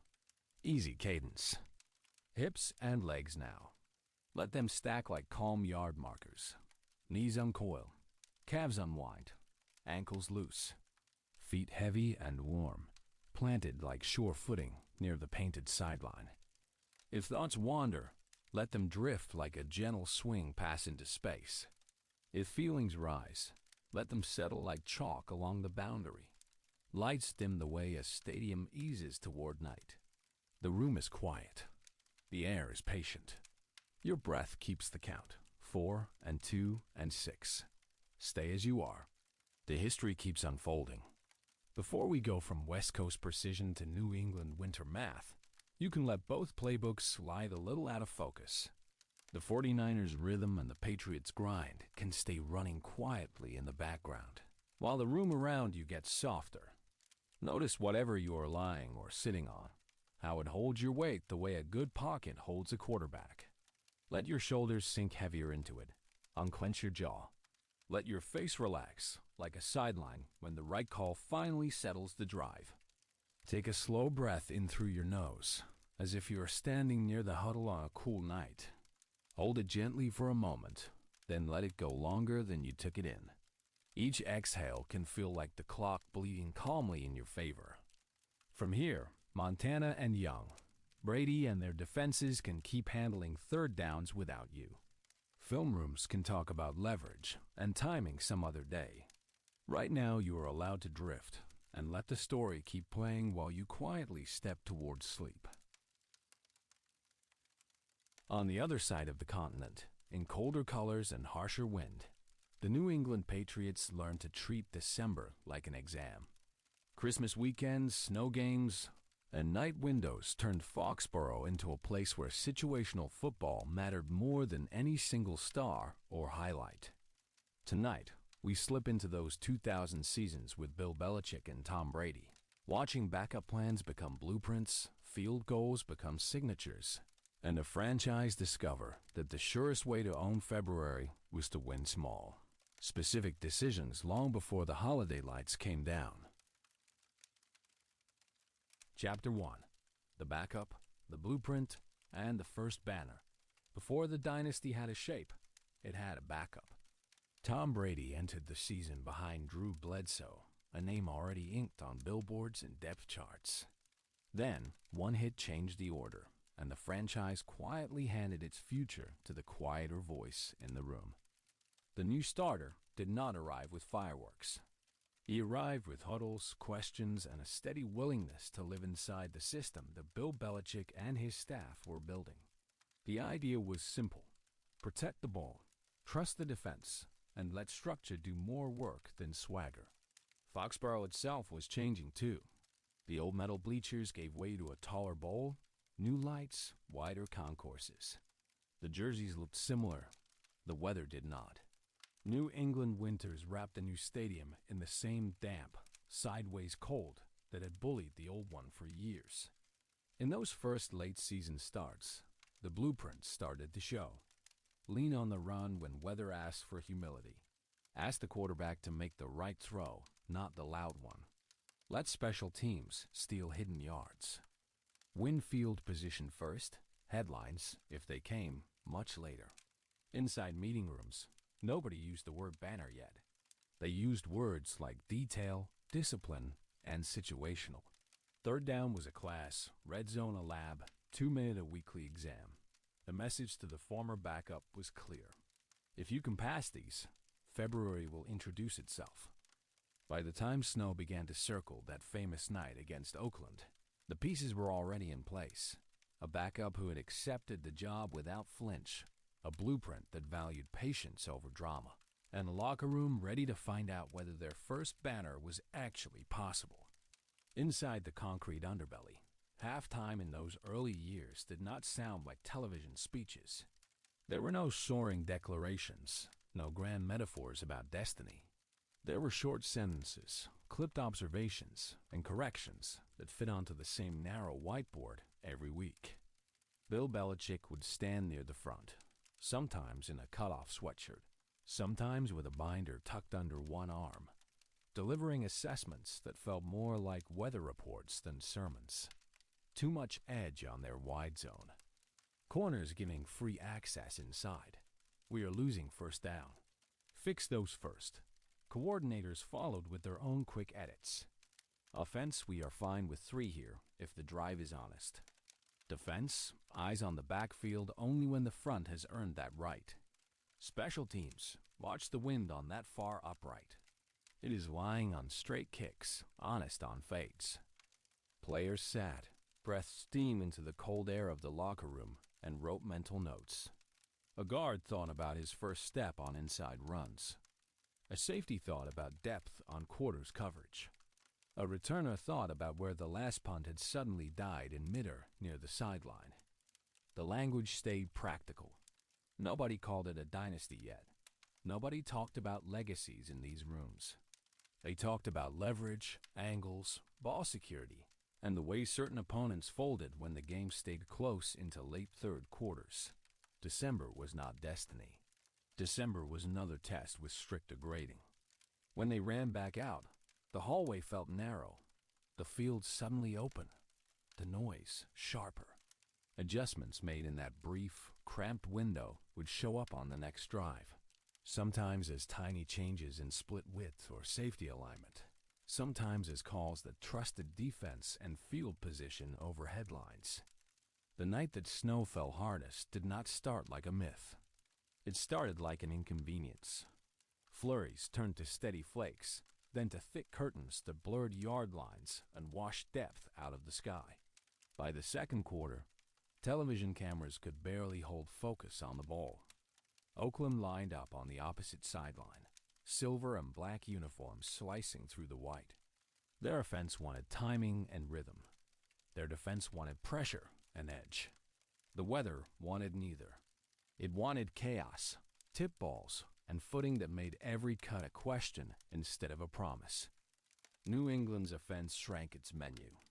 Inside runs, short throws, screens that treated the swirling snow as an extra blocker. Tom Brady wiped his hands on a towel between plays, blinking flakes out of his eyes, trusting that quick decisions would matter more than perfect spirals past 15 yards. On defense, the plan remained familiar. Make the opponent play left-handed, take away their favorite pages, and tackle without drama. Linebackers scraped carefully over sludge. Corners drove on routes they could barely see, reading hips more than eyes, because faces vanished under helmets and snow with every collision. Special teams walked a thinner line. Field goal range changed with each series, depending on how the wind shifted and how the footing held. Punts that usually flipped field sometimes skidded, sometimes died in soft patches. Returners measured courage in fair catches and sidesteps, not just in bold returns. Late in the game, with time dripping and season weight heavy, one play near midfield turned into a rulebook seminar and a dynasty hinge. Brady dropped back, pump faked, and the ball came loose under contact. Snow swirled around bodies, diving for possession like shredded paper. What followed became law text and argument for years. Was it a fumble or an incomplete pass under a clause most fans had not heard before that night? The officials huddled, watched grainy angles through falling snow, and emerged with a ruling that gave New England one more breath. In the stands, fans stomped snow off boots and screamed into the storm. On the sideline, the offense understood what that ruling meant. Another chance, not a guarantee. They moved methodically, runs and short throws, using the extra possession to set up a kick that would slice through the night like a quiet decision. The field goal unit jogged on with the season in its hands and snow clinging to its socks. Adam Vinatieri trotted to his spot, eyes narrowing against flakes that looked larger now, as if the sky were suddenly more invested in the outcome than it had been all quarter. The snap had to travel cleanly through wet air and cold fingers. The hold had to settle the ball onto a surface somewhere between grass and slush. The plant foot had to find enough resistance to keep the swing honest. Every part of the operation fought the elements before it ever met the opponent. From the sideline, players held helmets, gloved hands covering mouths as they shouted or prayed. Some could barely see the uprights.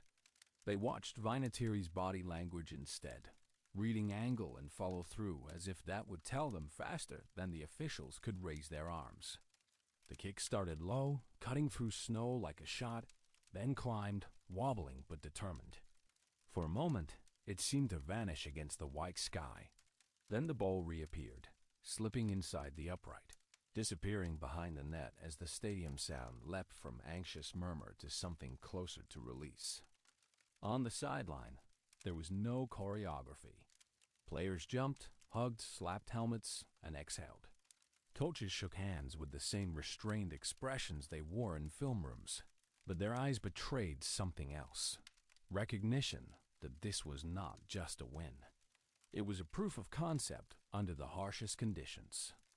In the locker room afterward, with snow still melting off shoes and dripping onto concrete, the celebrations sounded loud but not reckless. The team had advanced. The season had survived. Beneath the noise, players understood that they had just passed a specific exam, the ability to operate when weather and rulebook tangled together. Years later, That snow game would be replayed as folklore. Slow motion shots, dramatic music, voices calling it a turning point. Inside the building, it lived differently. It became a template, an internal memo on how to handle nights when everything tilts and nothing cooperates. The staff did not treat it as magic. They treated it as film. They noted how quickly the offense had trimmed its ambitions without panicking, how the defense had tackled through poor footing instead of around it, how special teams had survived rather than chased impossible advantages. In meetings, they pointed to specific snaps. A simple out route adjusted to a curl because the corner slipped. A run redirected into a safer lane when the original gap turned to mud. A coverage check made with a single hand signal when crowd noise and weather ate the usual communication. The lessons traveled. In later seasons, when rain hammered Foxborough in November, or when January brought bitter cold and stiff wind, players who had lived that night shared their experience with younger teammates. This is how the ball feels. This is how long routes really take. This is how patience looks when you are freezing. The narrative outside focused on luck, on rules, on drama. Inside, the focus stayed on behavior. Did we protect the ball? Did we tackle? Did we adjust faster than they did? The snow game offered a convenient highlight. The coaches cared more about the quiet habits it revealed. Other teams watched the tape too. Opponents planning to travel to New England in winter saw not just crowd and scheme, but a group that seemed strangely comfortable in games that looked miserable. That comfort, more than any trick play, started to feel like an advantage you could not fake. As the years passed and trophies arrived, the snow game settled into a larger pattern.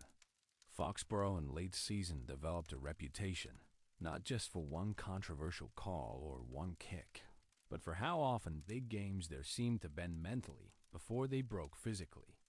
Quarterbacks visiting in January knew they would face more than coverage disguises. They would face damp air that made balls feel heavier, wind that shifted between halves, and a defense that did not panic when scores stayed low. They had seen enough tape to understand that patience would hurt as much as pressure. New England's own offense evolved, shifting from run-heavy, defense-first early years to more spread, option route attacks. Yet the winter lessons endured. Even when the passing game opened up, December and January brought familiar themes. Extra backs, heavier sets, quick throws near the line, and respect for field position. Sideline heaters remained. Coats still piled on shoulders between drives, but the team's posture stayed similar. No matter how many banners hung above, late-season games in Foxborough were framed as work, not coronations. The weather joined that work, sometimes as hindrance, sometimes as ally, never as ornament. Inside meeting rooms, veterans who had survived multiple winters talked young players through details that never appeared on scouting reports. How the turf changed near the home sideline. How wind swirled near one end zone more than the other. How the crowd's noise felt different at night versus afternoon. By the time new opponents arrived for their own holiday or postseason tests, they were walking into more than a game. They were walking into a place that had spent years building a relationship with winter, one snap and one quiet adjustment at a time. Modern contenders still study that era in Foxborough, not just for schemes or famous drives, but for how a team learned to treat weather, rules, and pressure as parts of the same equation, solving for calm execution on nights when nothing looked clean. Much later, snow long melted and rule books updated. The film still runs in dark rooms. You can see flakes in the light, hear muted crowd noise through speakers, and watch a young quarterback steady hands on a cold ball. The weather fades. The way they handled it does not. Chapter 2. The year the standard grew teeth. The parade confetti was swept into barrels, the trophy locked in glass, and New England finally slept. Inside the facility, joy had a time limit. Bill Belichick told the room that last year's stories would not earn a single first down this fall. Coaches wiped the Super Bowl script off the front of their binders and wrote situations again. Backed up, 2-minute, 4-minute, red zone. 3rd and 5, 3rd and 11. Champions, they warned, can still lose leverage if they start believing winter repeats itself automatically. Tom Brady treated spring like a continuation, not a coronation.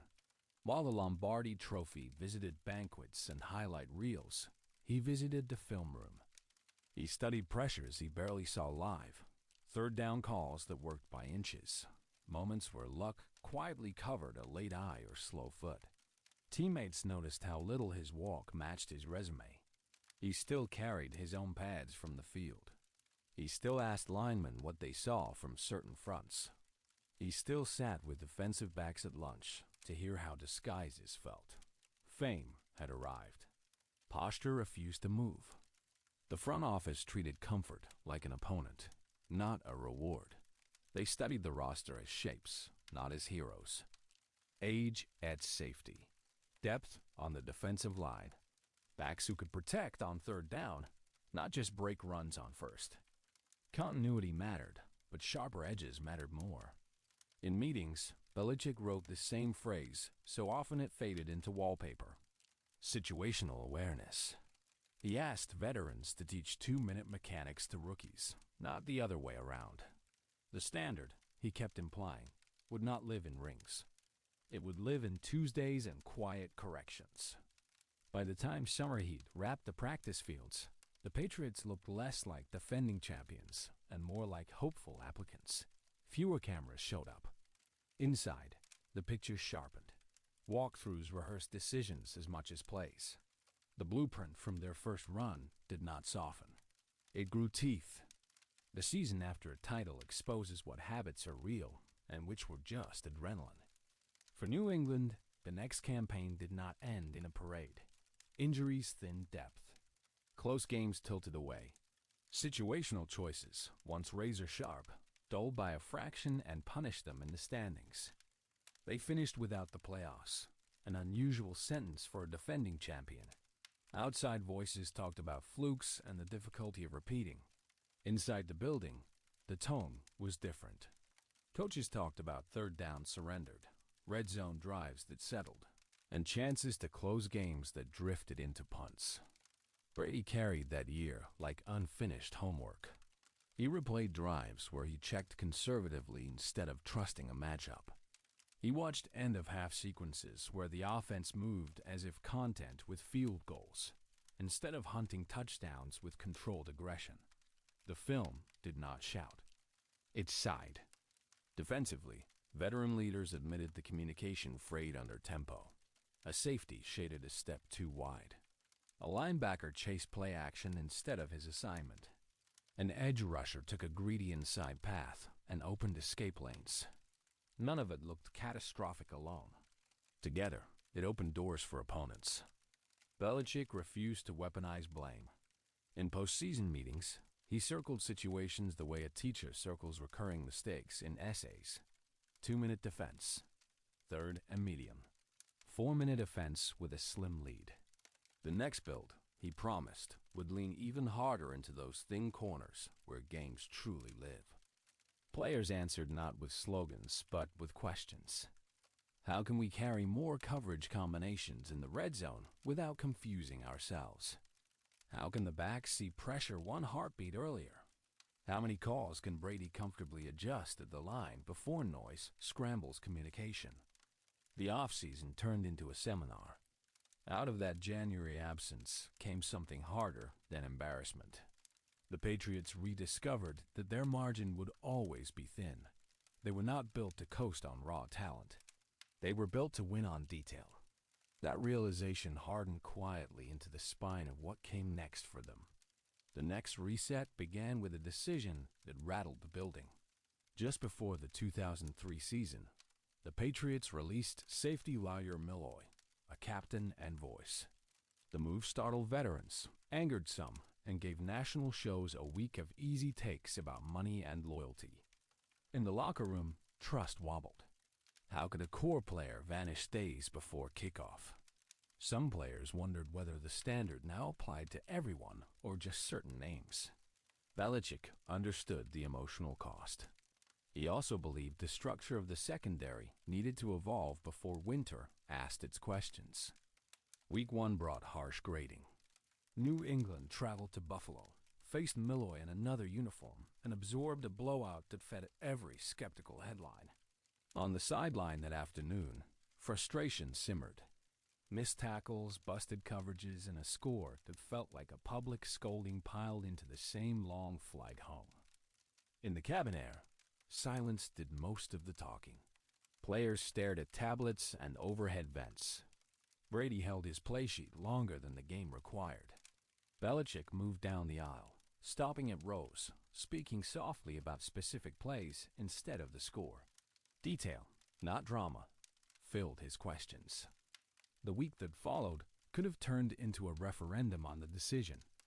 Instead, the staff dragged attention back to situations. They graded third down calls, red zone snaps, backed up series. The message was not that everything was fine.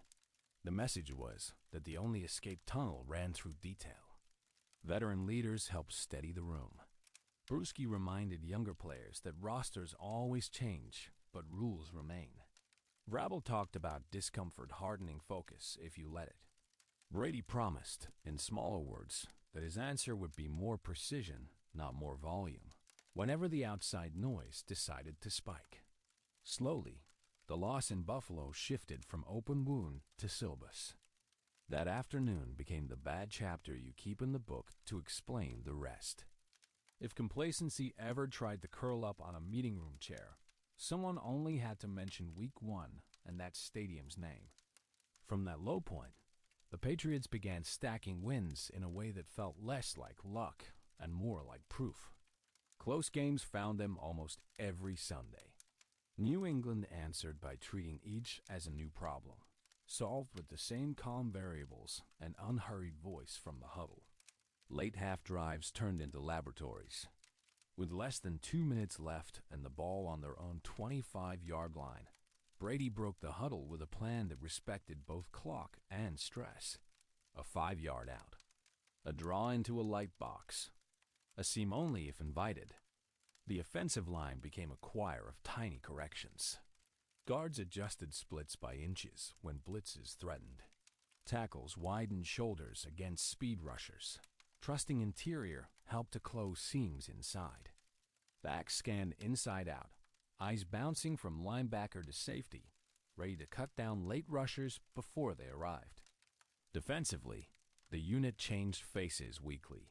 Against power teams, they stacked heavier fronts and dared quarterbacks to throw into tight windows. Against spread offenses, they unleashed sub-packages that blurred lines between linebackers and defensive backs.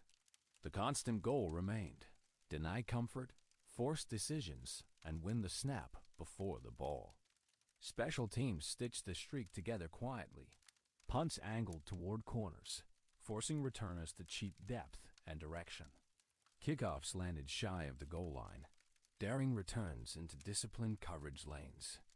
Benashiri turned late drives into opportunities instead of emergencies, his routine functioning like a familiar lullaby for the sideline. One cold night game showcased their full catalog of composure. Wind bullied the ball in the air. Breath hung as steam above the line. Every possession felt scarce. The Patriots leaned on field position and trust. They played the night like an accountant, not an artist, and walked away satisfied. By the time the streak reached double digits, players felt it less as a number and more as evidence. They had beaten weather, styles, and personalities in similar ways. Games were decided in the fourth quarter, and their heart rate went down instead of up. The streak, to them, was class. The 2003 Conference Championship brought Peyton Manning and the Indianapolis Colts, an offense that treated the line of scrimmage like a language laboratory. Cadence variations, hand signals, layered audibles. Precision met precision that afternoon. Obsession facing obsession. An exam written in bright lights and cold air. Belichick's plan revolved around red zone stubbornness. Between the 20s, some yards were acceptable. Inside the 20-yard line, points needed to feel like dentistry. Corners would jam receivers. Linebackers would clog throwing lanes. Safeties would sit at honest depth, refusing to chase every play-action ghost that flickered. Early, the Patriots tilted momentum with disguised looks. Manning saw two deep safeties and expected underneath space, only to find linebackers dropping wider than film suggested. Later, a single high safety baited a throw outside. Corner tie law undercut it cleanly, turning anticipation into a return running the other direction. On the sideline, Brady watched Manning orchestrate and understood the shared burden. He answered with his own brand of control. On third and medium near midfield, he checked into quick throws that respected leverage instead of challenging it. The goal was not to outduel Manning, but to outlast his possessions. Each trip inside the 20 for Indianapolis became a meditation on patience. On one sequence, facing third and short near the 10-yard line, Manning tried for a quick slant. The receiver's release was nudged, the timing nudged, and the ball glanced away. A probable 7 shrank to 3. Meanwhile, New England's offense honored field position like currency. Backed up on their own 4-yard line, they constructed a small masterpiece of restraint. A safe run to create breathing room. A throw to the tight end at the 9. Another measured run. Then a punt that flipped the entire field. When the final whistle sounded, the scoreboard announced a trip to another Super Bowl. Inside the building, the staff told a different story. They talked about red zone snaps, third down conversions, and the exact number of times Manning held the ball a heartbeat longer than he liked. Breath had passed. The Super Bowl in Houston against the Carolina Panthers refused tidy structure. Early stretches of defense and punts gave way to sudden scoring bursts. Quiet drives bloomed unexpectedly into long touchdowns. The contest swung between control and chaos, testing New England's ability to stay themselves when the script tried misdirection. Brady opened with rhythm throws, taking what Carolina offered. Slants against soft cushions. Check downs when coverage retreated. Occasional play action to keep linebackers honest, then returns to small, safe answers. The offense moved like a patient reader through early chapters, noting how the Panthers handled motion and formations. Defensively, New England tried to sand down Carolina's sharp edges. They hit receivers legally at the line, rerouted routes, and folded extra help towards Steve Smith whenever alignments allowed. The Panthers, stubborn and talented, kept punching back, answering each adjustment with counter-punches that tested every spacing rule on the call sheet. Just before halftime, chaos kicked the door open. A deep completion, a coverage bust, another long strike. Touchdowns landed in quick succession. What had been a careful chess match briefly turned into a track meet. On the sideline, coaches and players had to remind themselves that sequence still lived beneath noise. In the third quarter, both defenses recalibrated. Brady responded by returning to smaller answers. A tight end screen against an over-aggressive rush. A hitch route at the sticks when corners played soft. A draw on second and long that turned a bad down into something manageable. Each call tried to restore tempo. As the fourth quarter unfolded, the stakes tightened like a slowly turning screw.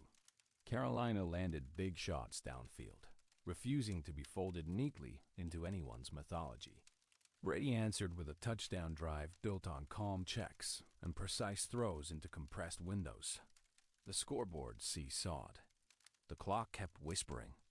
Then came the final drive, the one replayed whenever people talk about composure.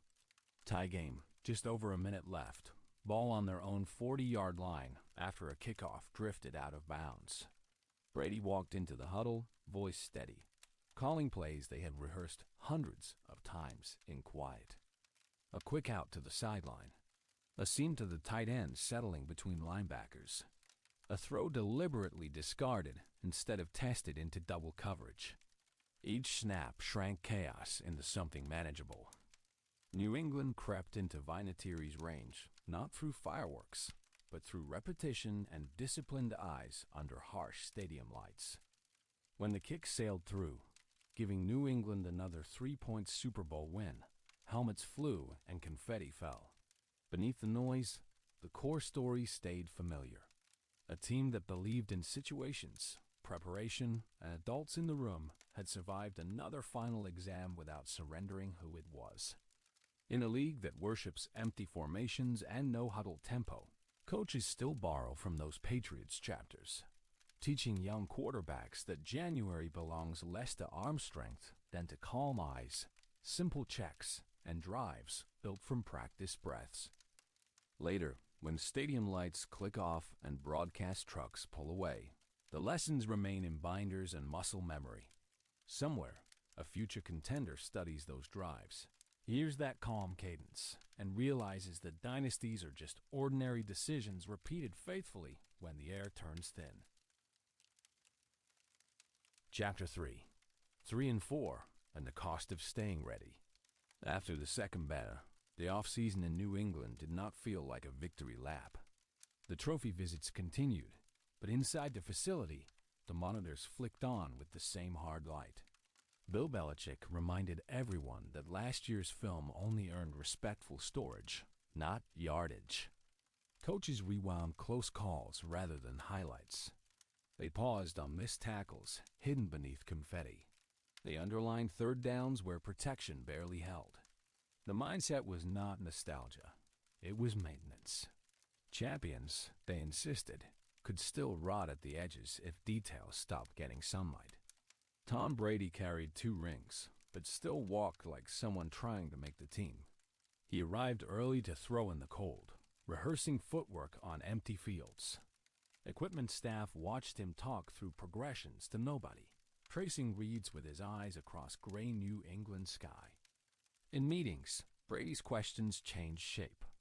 He no longer asked simply what a play was called. He asked why it existed, which coverage it hunted, and what answer it offered against pressure. The quarterback, who once copied the test, now wanted to understand how it was written. The front office treated the roster like a living document. Age along the defensive line, depth at corner, physicality at running back. Each became a problem to solve, not a compliment to accept.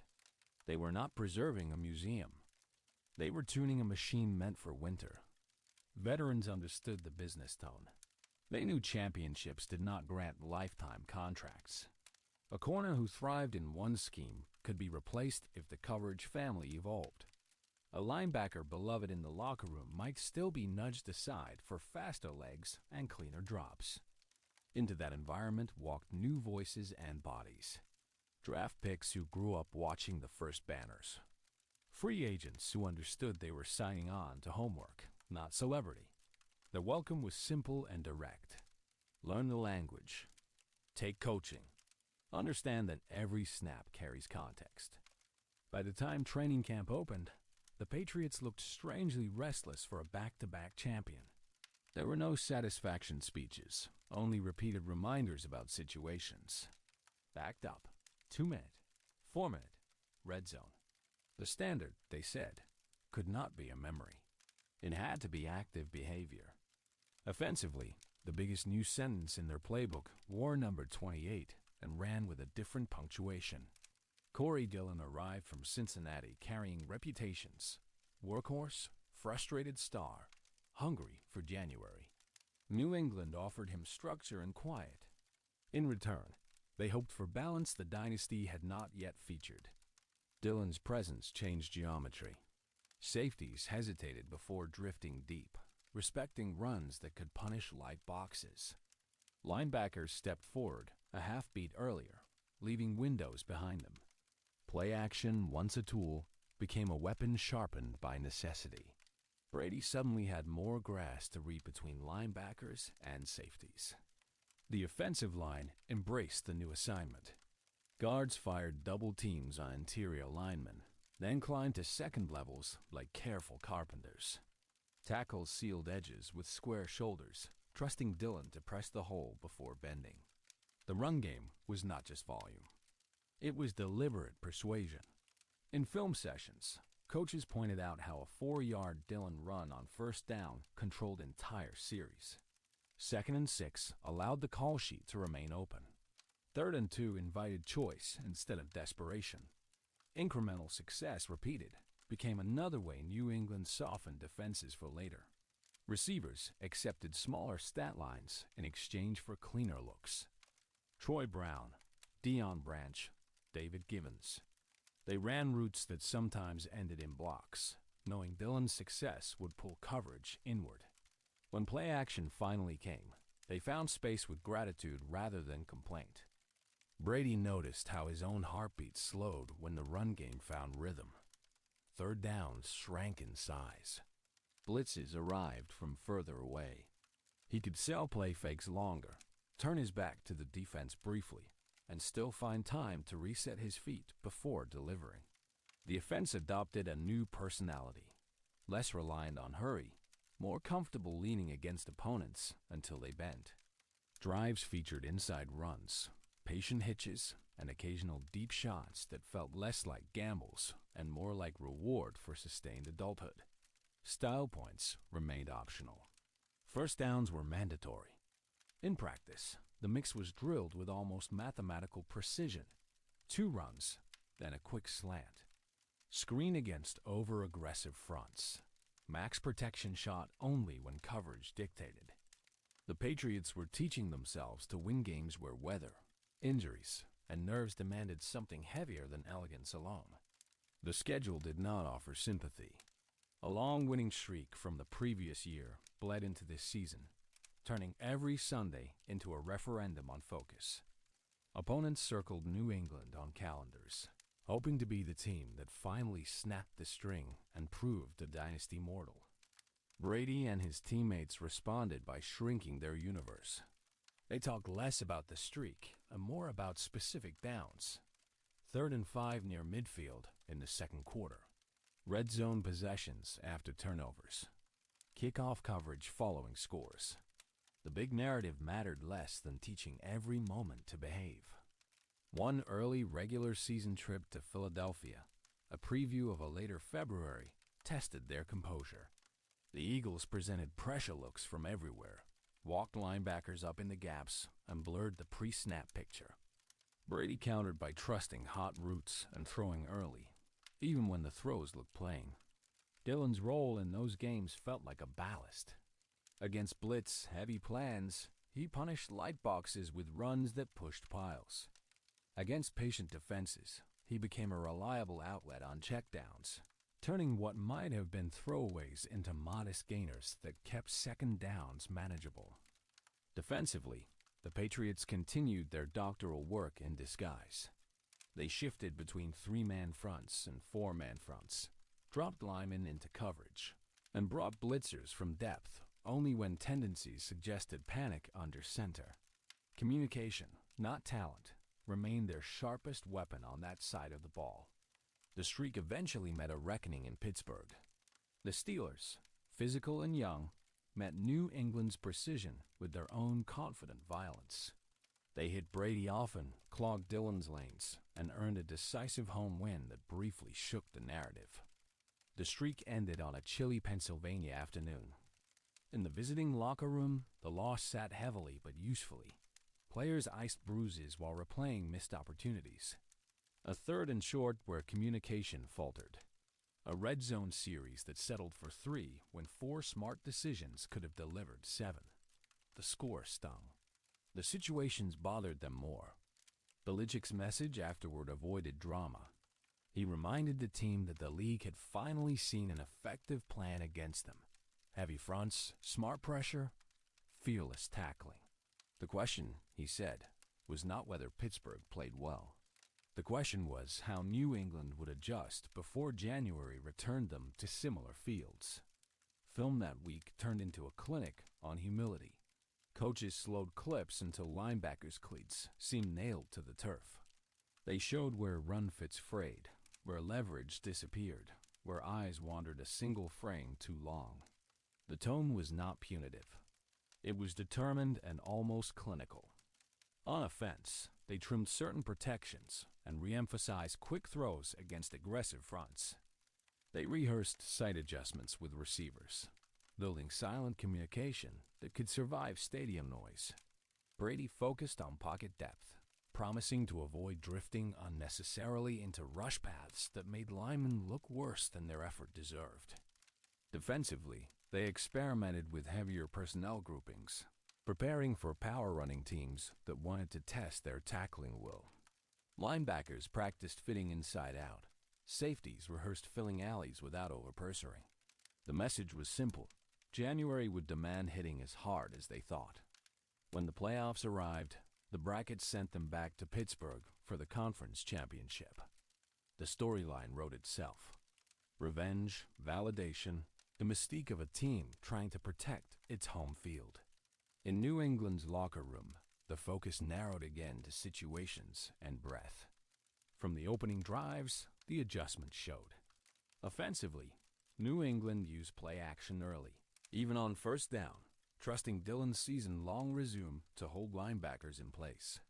Brady hit seams behind hesitant drops, turning cautious footwork into explosive gains that changed both scoreboard and sideline posture. Defensively, they crowded the line while still respecting the deep ball. Blitzes arrived selectively, timed to disrupt rhythm rather than chase highlights. Corners played physical that afternoon, trusting their safeties to keep the roof honest behind them. Pittsburgh's run game, so dominant in October, met a different level of resistance. Special teams contributed those hidden chapters coaches love. Directional punts hemmed returners near the sideline. Coverage units ran lanes like synchronized lines in a notebook. A long field goal split winter air, turning a tense one-possession margin into a two-score cushion that changed how both sidelines called plays. By the final whistle, the Patriots had flipped the narrative born from that October loss. The same stadium, the same opponent, a very different script. For New England, it was another piece of evidence that their culture did not fear being solved. It cared only about solving back. The Super Bowl in Jacksonville against the Philadelphia Eagles offered a different kind of test. Both teams arrived with detailed schemes and veteran quarterbacks. The game promised less chaos and more sustained tension, the sort of night where each mistake felt like a paragraph you would reread forever. Early, the offenses traded careful blows. Brady leaned on familiar options: quick outs, crossing routes, screens when pass rushes overcommitted. Donovan McNabb answered with timing throws and improvisation outside structure. The scoreboard moved slowly, like a cautious reader turning pages, each drive hinting at plot twists still hiding. Dillon's presence again shaped the chessboard. His runs forced Philadelphia to respect the interior, preventing them from living exclusively in two high safety shells. On certain snaps, linebackers cheated forward, and Brady immediately attacked the vacated space behind them with breaking routes that looked mundane and hurt deeply. Defensively, New England mixed man coverage with pattern-matching zones, trying to keep McNabb guessing without exposing themselves to long scrambles.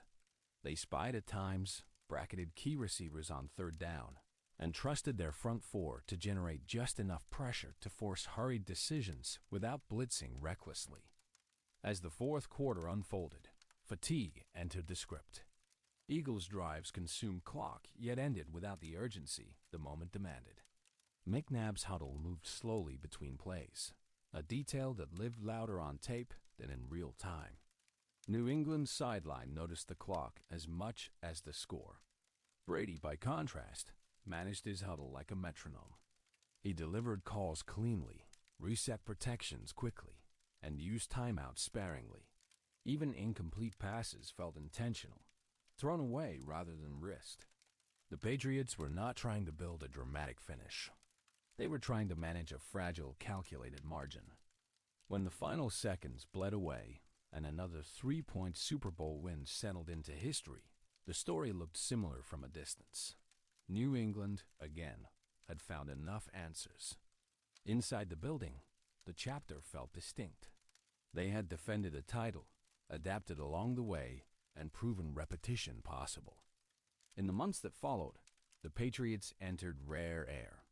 3 championships in 4 seasons placed them in conversations once reserved for past dynasties. Yet the building resisted bronze statues and self-congratulatory myths.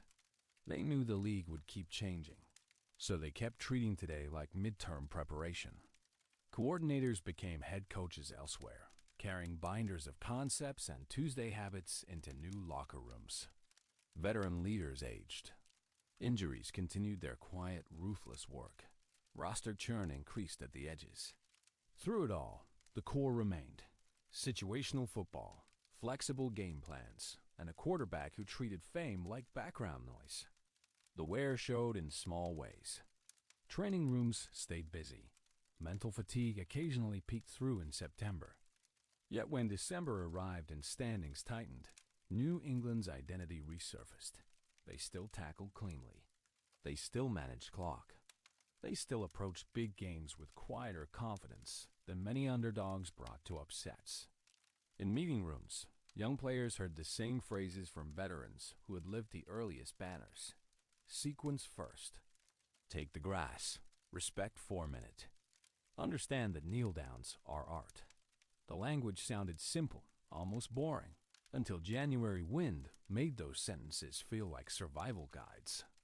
Opponents respected the message, even when they resented the results. Coaches around the league admitted privately that playing New England meant preparing for ideas, not just personnel. They would copy certain red zone concepts, adopt particular coverage disguises, and teach their own quarterbacks to treasure checkdowns the way Brady did. For the Patriots themselves, the legacy was not just hardware. It was the feeling of walking into hostile stadiums believing they could bend games towards situations they understood intimately. They had built a dynasty on answers to specific questions, rehearsed again and again until they felt like instinct. At night, when the stadium emptied and the field quieted, the history felt less like a highlight montage and more like a library. Shelves of drives, shelves of decisions, shelves of cold January breaths. Somewhere in that quiet, the next contender studied and realized the blueprint remained available to anyone patient enough to live it. Today's contenders still borrow from that Patriots decade, learning that sustainability in a salary cap league depends less on slogans than on Tuesday habits, situational honesty, and quarterbacks who accept checkdowns as quietly heroic season-lengthening decisions. Years later, when highlight packages compress those seasons into a few deep throws and confetti shots, the truer story still lives in slower frames, walkthroughs in cold rain, meetings under fluorescent light, and a team choosing calm craft whenever noise tried to rewrite them. Chapter 4. Almost Perfect, Entirely Human. The almost perfect season began with an imperfect week. September headlines shouted about signals, cameras, and accusations that the Patriots had filmed defensive coaches to steal language. The phrase Spygate stuck, turning routine sideline cameras into national controversy just as the regular season stretched its shoulders. Inside the building, the noise hit differently. Fines, lost draft capital, and questions from microphones crowded press conferences. Players felt labeled before they had run a snap. Bill Belichick addressed the team once, briefly, insisting that this season's film, not past habits, would decide who deserved January. Tom Brady heard the outside storylines but carried a narrower assignment. He needed to lead a locker room convinced the world had discounted everything they had already earned. The answer could not be public complaint. The answer, he decided, had to be precision that left no room for arguments. Defensive leaders processed the week like a sudden storm. Veteran linebackers reminded younger teammates that reputations are fragile and slow to repair. Safeties, corners, linemen. They all understood that every blown coverage or missed tackle would now feed a storyline larger than any single Sunday on the schedule. In meetings, coaches refused to dwell on punishment. They turned back to situations. Backed up. 2 minute. Red zone. Third and medium. The message was steady. Public debate would not save a single drive. Football, in their world, remained a test graded silently by down, distance, and clock. The opener against the New York Jets became an early referendum. It was not just about winning. It was about playing so clean that every snap felt like an argument against the noise. Players warmed up with that knowledge, carrying an unfamiliar combination of anger, resolve, and complicated pride. That season's offense carried new shapes and new voices. Randy Moss, one of the most dangerous deep threats the league had ever seen, arrived from Oakland, hungry to matter again. Wes Welker joined from Miami, a slot receiver built from quick steps, reliable hands, and stubborn competitive curiosity. From the first practices, the geometry felt different. Moss stretched safeties backward, forcing them to retreat deeper than usual. Welker worked underneath, darting into space vacated by terrified coverage. Tight ends and backs used the leftover middle, turning simple option routes into near certainties whenever linebackers hesitated. Brady, standing in shotgun more often, treated the formation like a flexible question. If defenses doubled Moss, he found Welker on option routes that looked like basketball cuts. If they collapsed on Welker's underneath work, Moss streaked into suddenly lonely sky. Every coverage choice carried a cost. The offensive line adjusted to the new tempo. No longer were they leaning primarily on balanced calls and huddled discussions. They protected more shotgun sets, more empty looks, more quick game rhythm. Cadence became a tool to reveal pressure. Protection slid based on late safety rolls and disguised threats. Week after week, scoreboards began to swell. New England did not merely win. They stacked points in ways that made the rest of the league blink. 40 points appeared, then 50. Deep balls to Moss looked unfair. Welker's catches felt inevitable. Checkdowns still lived, now surrounded by fireworks. Defenses tried different solutions. Some played conservative shells, willing to concede short gains while preventing catastrophic plays downfield. Others blitzed aggressively, gambling that pressure might scramble timing. Brady's answer remained consistent. Find the matchup, trust the read, throw decisively. The offense felt less like improvisation and more like recital. As autumn turned, talk of records joined weekly game plans. Brady collected touchdown passes at a pace that reshaped stat pages.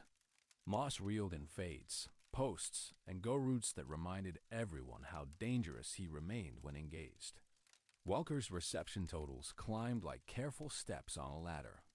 Inside the building, coaches tried to keep conversation grounded. They praised plays that fit situations, not numbers. A smart throwaway on third down could earn as much respect as a deep completion. The obsession remained simple. Win the down, protect the ball, make January come through Foxborough. Still, players are human. They knew what the scoreboards were saying. Opponents talked about running clocks and moral victories when games got out of hand. There were afternoons when New England's sideline felt like a team from the future scrimmaging against different eras. Confidence swelled, mixed with responsibility. Belichick guarded against complacency by sharpening the knife. Blowout wins turned into extended teaching sessions. He pointed to missed tackles in garbage time, blown assignments in the fourth quarter of games already decided, lazy penalties that cost field position. The lessons stayed consistent. Standards could not relax because margins did. Defensively, the Patriots complemented the explosive offense with veteran stability. Rodney Harrison patrolled the secondary. Mike Vrabel and T.D. Bruschi organized the front. They mixed man and zone, blitz and patience, knowing most opponents would eventually abandon their script in chase mode once the score tilted under the lights. Special teams, as always, did their part quietly. Kicks pinned defenses deep, forcing long fields against an opportunistic defense. Returns set Brady up with short drives that amplified the pressure on visiting sidelines. Hidden yards compounded, making the scoreboard story even more overwhelming than any single play might suggest. The pursuit of perfection added an invisible weight. Each win brought the same question in press conferences. Can you go undefeated? Players answered with the usual cliches about 1 week at a time. But at night, They knew the stakes had drifted beyond ordinary standings. History was peeking in. December games looked colder but familiar. Opponents arrived desperate to be the team that finally broke the streak and wrote themselves into someone else's documentary. New England answered with calm huddles, patient checkdowns, selective deep shots, and a defense determined to keep games manageable. A late-season trip to Baltimore almost cracked the script. The Ravens punched, blitzed, and bullied, dragging a lead into the fourth quarter. The stadium smelled like upset. Brady paced, exhaled, and returned to the huddle with the only tool he trusted: patience. On a critical fourth down near midfield, with the streak wobbling, he launched toward Moss on a contested sideline route that felt more like shared prayer than design. Moss rose through cold air, secured the ball, and landed. The drive survived. So did Perfection's column. The regular season closed at 16 wins, 0 losses, a line of digits that looks simple until you remember the bruises underneath it. Players posed for photos, accepted congratulations, and returned to work understanding the truth. Perfection in September through. December guarantees nothing in January and February's narrower rooms. The playoffs opened with familiar Foxborough winter. Jacksonville arrived first, disciplined and physical. New England responded with a performance that felt efficient rather than explosive. Brady completed pass after pass, at one point missing only a handful of throws all night. The offense hummed, less fireworks than focused electricity. San Diego came next in the conference championship, bringing injuries and stubbornness. LaDainian Tomlinson watched from the sideline in helmet and coat as backups fought. The Patriots, not especially sharp, leaned on situational football. Red zone stops, third down conversions, and a drive that bled clock became the difference. By the time they punched their ticket to another Super Bowl, the Patriots stood on the threshold of undefeated history. Media week in Arizona felt like a circus. Inside hotel walls, they shrank the world back to meeting rooms, cut-ups, and familiar Tuesday questions about situations. The New York Giants had already offered a preview. In the regular season finale, they played New England tight, despite having little to gain in standings. Their pass rush bothered Brady. Their coverage mixed physical jams with late rotations. The film from that night became a blueprint for both teams. Super Bowl night in Glendale opened like May expected. New England drove methodically early, but the Giants' pass rush showed teeth even then. Hits accumulated. Pockets collapsed a half-second earlier than usual. Offensively, the Patriots moved, but every yard felt rented rather than owned in that desert air. Defensively, New England tried to squeeze Eli Manning's windows. They mixed man and zone, forced him to hold the ball, and nearly turned pressures into sacks. Yet the Giants, stubborn and resilient, converted enough third downs to keep belief alive on their sideline and tension simmering on the Patriots' bench. The game remained tight, a low-scoring push and pull where every mistake echoed. Brady and the offense could not unleash their usual vertical symphony. The Giants' front, led by waves of rushers, treated each passing down like an opportunity to rearrange the pocket and disrupt long developing routes. Late in the fourth quarter, Brady finally built a drive that resembled his season. He found Welker over the middle, hit Moss along the sideline, and finished with a fade that restored the familiar picture. New England ahead late, defense walking on to close history. Then came the drive football, remembers in looped, painful slow motion for New England fans. Manning escaped near sacks, wriggling from what looked like a certain whistle. The ball launched upfield toward David Tyree, who pinned it against his helmet while falling, somehow maintaining control as the stadium gasped. That catch became the symbol, but it was only one sentence in a longer paragraph of inches. The Giants finished the drive with a touchdown, took the lead, and placed all the weight of perfection on a final Patriots possession that never fully rediscovered its earlier rhythm. When the last New England pass fell incomplete, The scoreboard confirmed what bruised bodies already knew. 19 wins would not live beside 0 losses.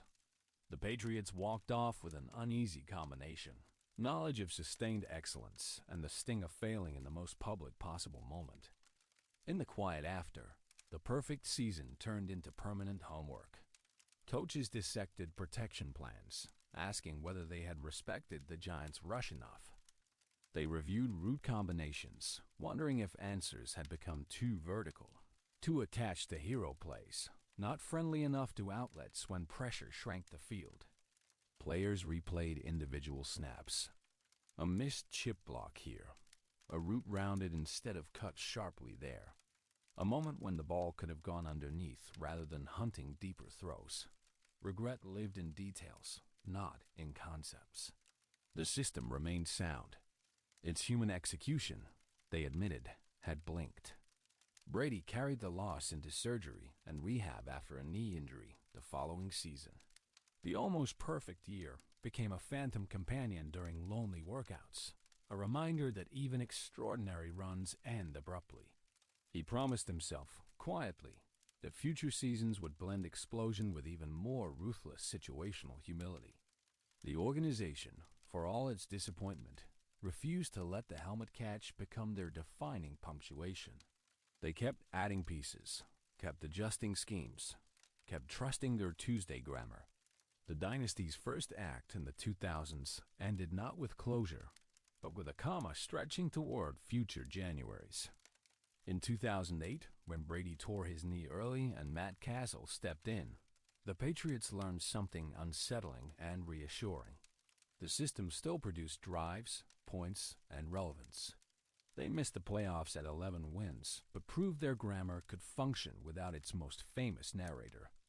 The 2009 season ended in a home playoff loss to Baltimore, a day where mistakes arrived in bunches and the crowd left early.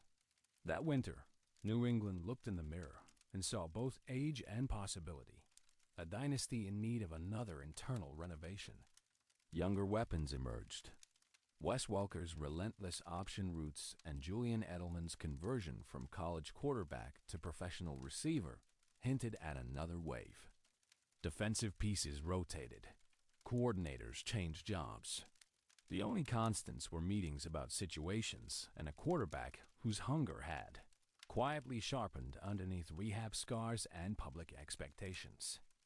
By the time the decade closed, the record books showed 3 titles and 1 haunting almost. Inside Foxborough, coaches saw something else, a foundation strong enough to carry another chapter. The 2000s Patriots had not finished the story. They had proven the language could support sequels. Modern contenders still study that almost perfect Patriots season, learning that records and highlights mean less than protection plans, outlet throws, and pass rush answers when one opponent decides to test every assumption for 60 minutes under championship lights. Years later, when people remember that season, numbers arrive first, but the truer memory hides in slower frames. A quarterback learning patience, a defense juggling pressure and coverage, and a team discovering the perfection is less a destination than a demanding, fragile companion. Chapter 5. The Bridge Years and the Grammar That Stayed. Winter after the almost perfect season felt heavier than usual in Foxborough. The film of Glendale lived on every screen. Not just the helmet catch, but protections that sagged, routes that drifted, rush lanes that lost shape. Coaches rewound quietly, underlining mistakes in ink instead of anger. Tom Brady watched that tape too, not as a victim, but as an editor. He paused on snaps where he chased deeper routes instead of taking outlets. On hitches, he held a beat too long. On pockets, he drifted from. Perfection, he realized, had hidden small cracks all year. In meetings, Belichick kept the tone spare. No speeches about destiny stolen. No mythology about curses. He clicked through red zone plays, third downs, 2-minute drives, asking the same soft question. What is the situation? The answer, he insisted, had to live cleaner next winter. The rest of the league treated the near miss differently. Some coaches framed the loss as proof that New England's aura could be punctured if you hit hard enough and kept rushing. Defenses studied four-man pressures, interior stunts, and ways to collapse Brady's launch point without blitzing. Inside the locker room, veterans processed their own versions of almost. Offensive linemen remembered bull rushes that walked them backward. Receivers replayed contested catches that slipped free. Defensive backs saw steps that opened windows an instant too wide. Everyone carried a snapshot nobody else quite shared. The 2008 opener in Kansas City seemed ready to offer relief, then snapped the story again. On a routine play, Brady stepped up, released, and absorbed a helmet to the knee. The hit folded his season into one awful frame, and the stadium air thinned. As trainers knelt, a silence spread across the sideline that felt different than any road crowd's noise. Teammates watched the franchise quarterback ride off, understanding they had just lost more than arm talent.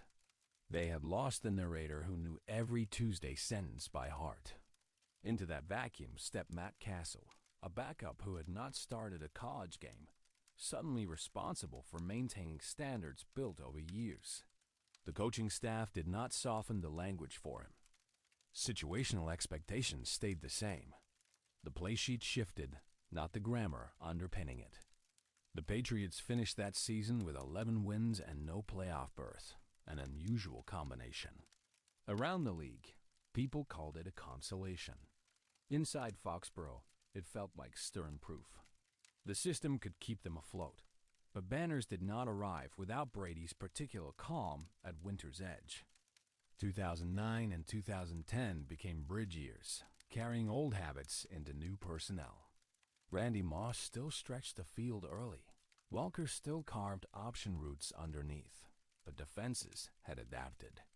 Safeties played deeper, corners crowded short windows, and New England needed fresh sentences on offense. That search accelerated when a lanky rookie tight end wearing number 87 arrived from Arizona, moving like a taller linebacker and laughing through contact. Rob Gronkowski did not just catch passes. He tilted red zone geometry, turning jump balls and seam routes into extensions of the run game. Aaron Hernandez added another twist, aligning as a tight end, slot receiver, or backfield piece, forcing defenses to declare intentions. When both tight ends shared the field, coordinators had to choose between size and speed, knowing either answer could be wrong if Brady read leverage early. Brady enjoyed the new toys, but kept his eye on situations. 1st and 10 at his own 20 became a laboratory for personnel groupings. 2nd and 4 near midfield invited tempo or misdirection. 3rd and short tested whether New England could still push people backward when everyone knew the call.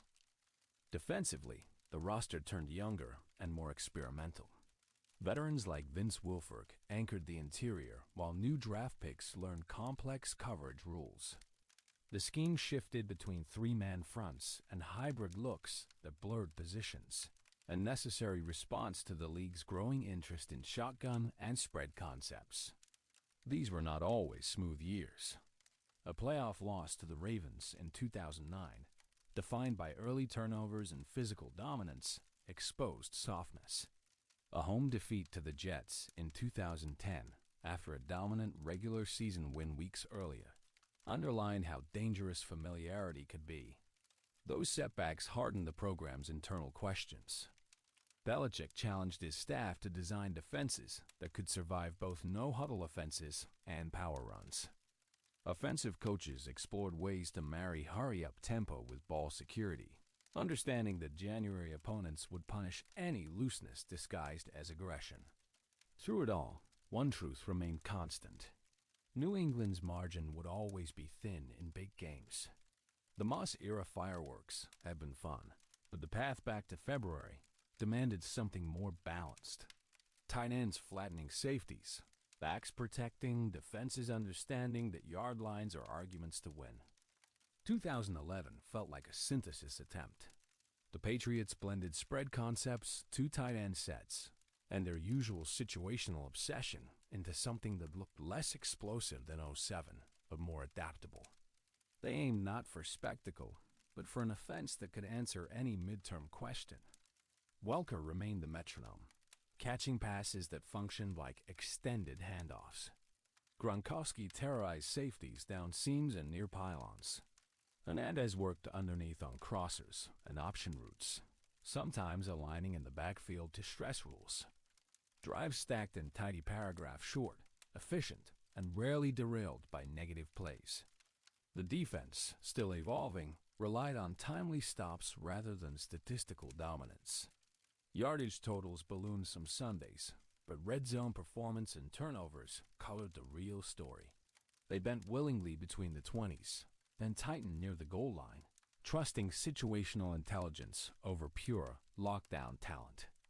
That year's playoff run showcased their dual identity. Against Denver, they overwhelmed the Broncos with focused gravity. Brady threw 6 touchdowns, exploiting mismatches everywhere, while the defense squeezed Tim Tebow's options until every snap felt like a closing door. The game looked like a rehearsal, not a test. The conference championship against Baltimore told a different tale. The Ravens brought veteran backbone and relentless defense. Hits on Brady accumulated. Roots took longer to bloom against physical corners. New England survived not through dominance, but through a late red zone stand and a missed Billy Cundiff field goal. In the locker room afterward, celebration carried a different tone. Players exhaled, knowing they had been outplayed in stretches. They talked about play-action opportunities they missed, protections that wobbled, and coverages that barely held. The ticket to Indianapolis felt both earned and borrowed at the same time.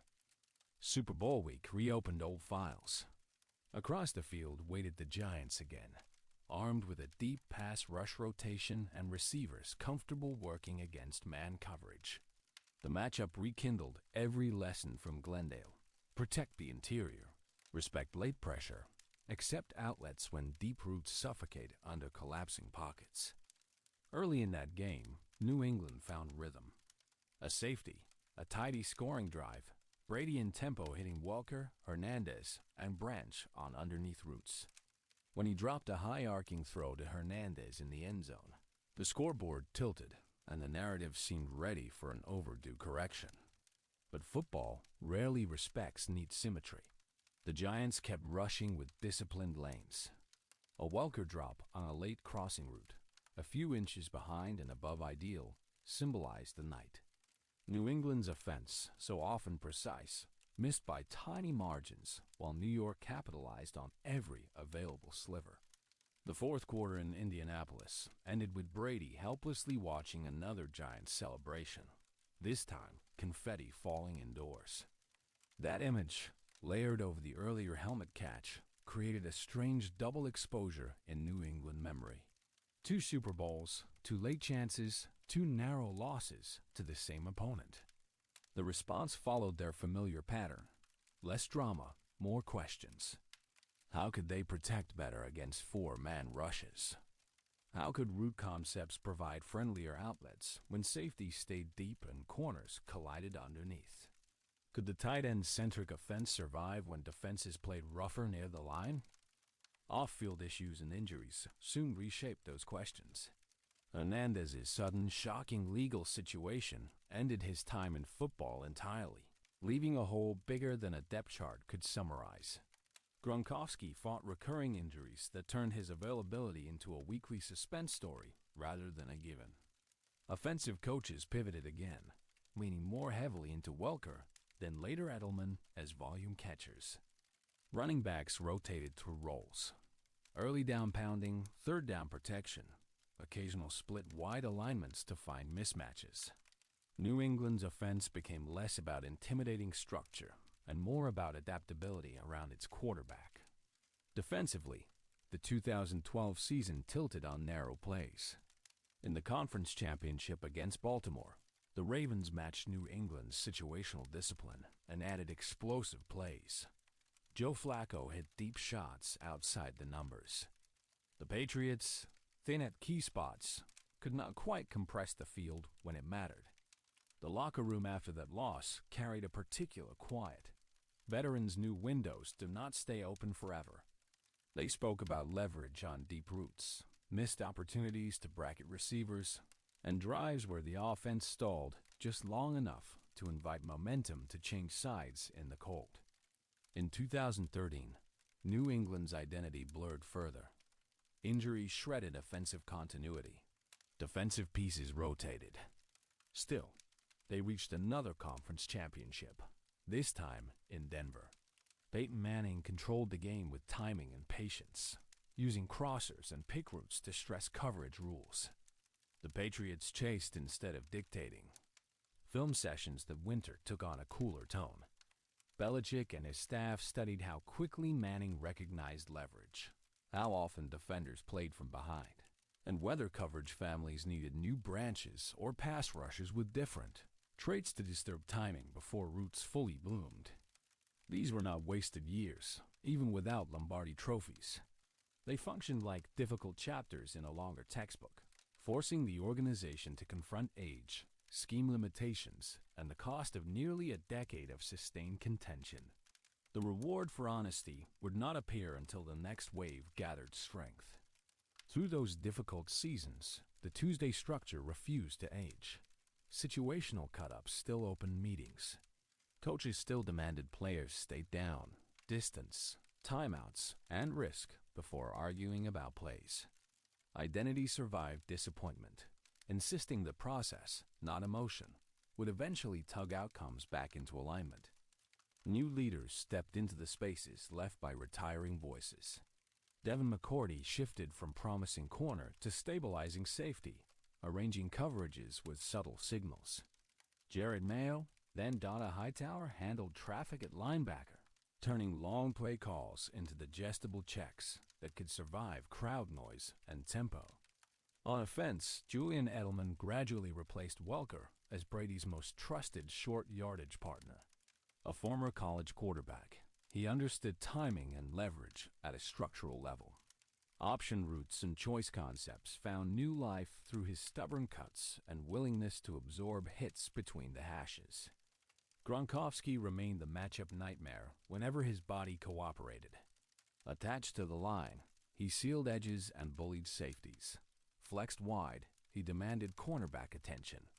Flexed inside, he tortured linebackers.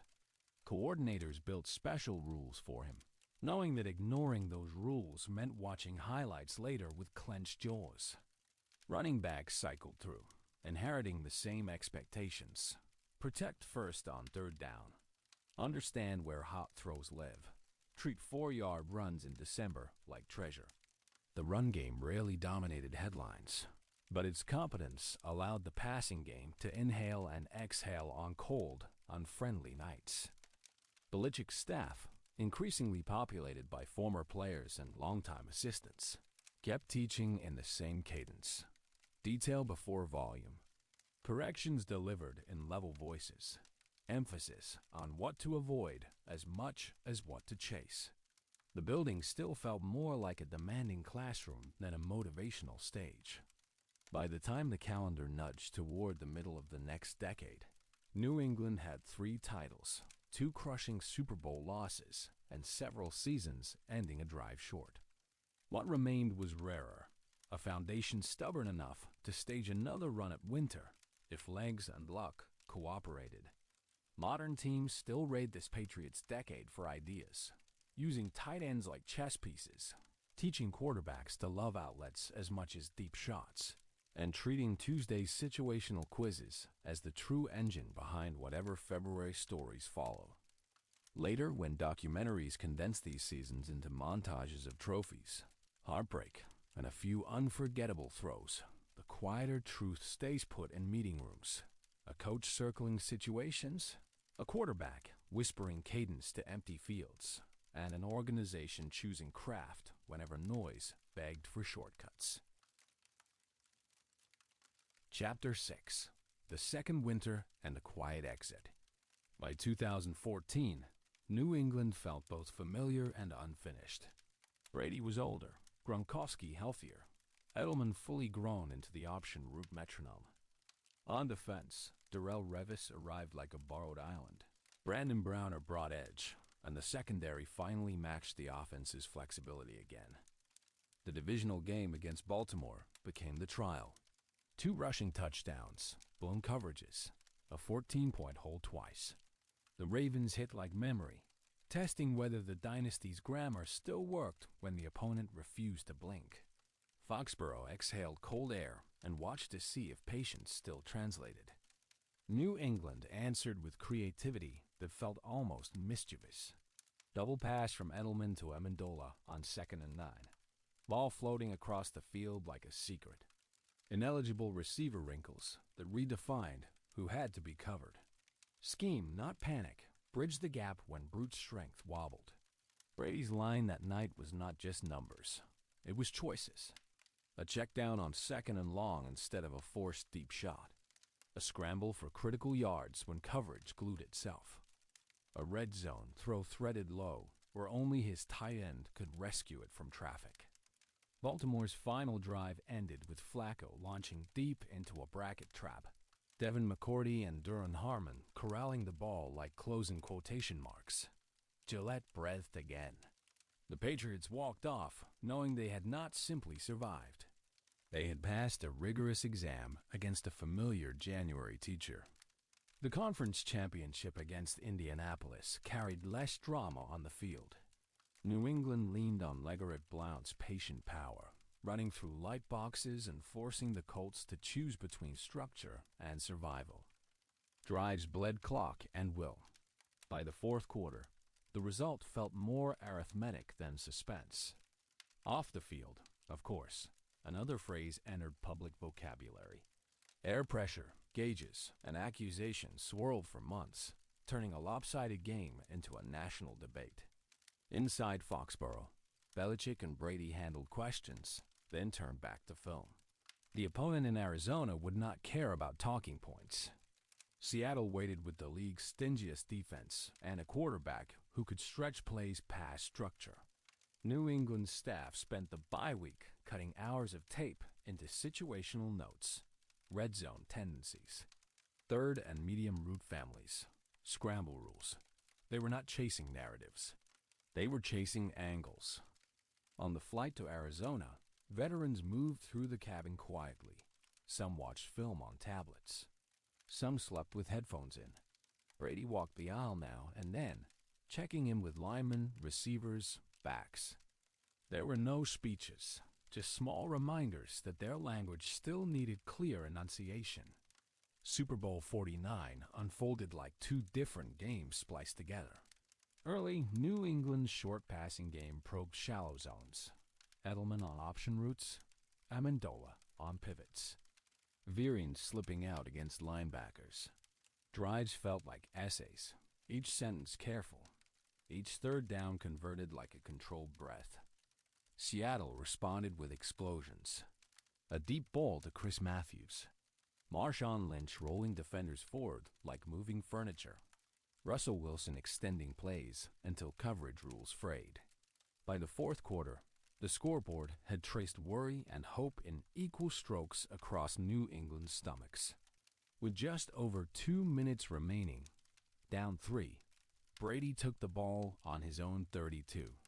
The drive looked ordinary at first. Quick outs, crossers, backs in the flat. It became history by refusing panic, moving step by step until a short throw to Edelman crossed the goal line. Seattle answered immediately. A sideline throw to Marshawn Lynch, a broken tackle, a chunk gain that sliced across hash marks and nerves. Then the ricochet catch near the goal line.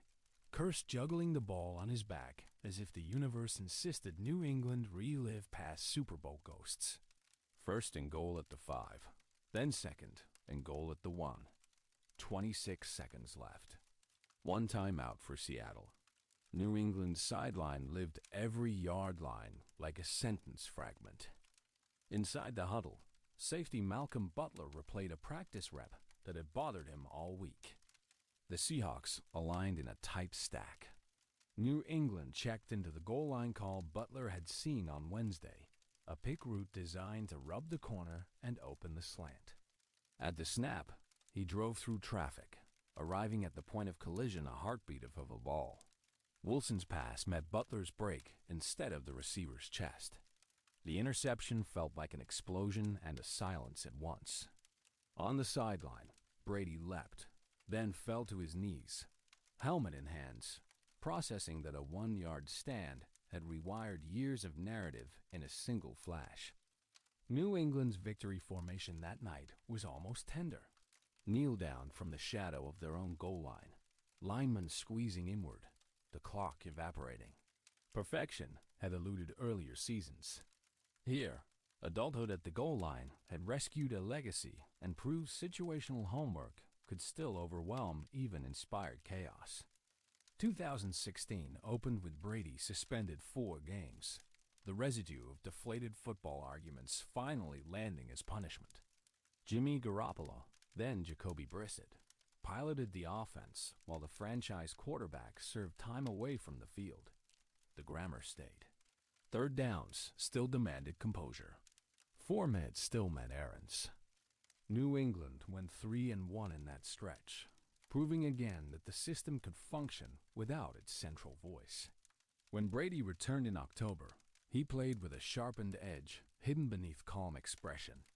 Every throw, every check, every post-game handshake carried the quiet defiance of someone still collecting receipts.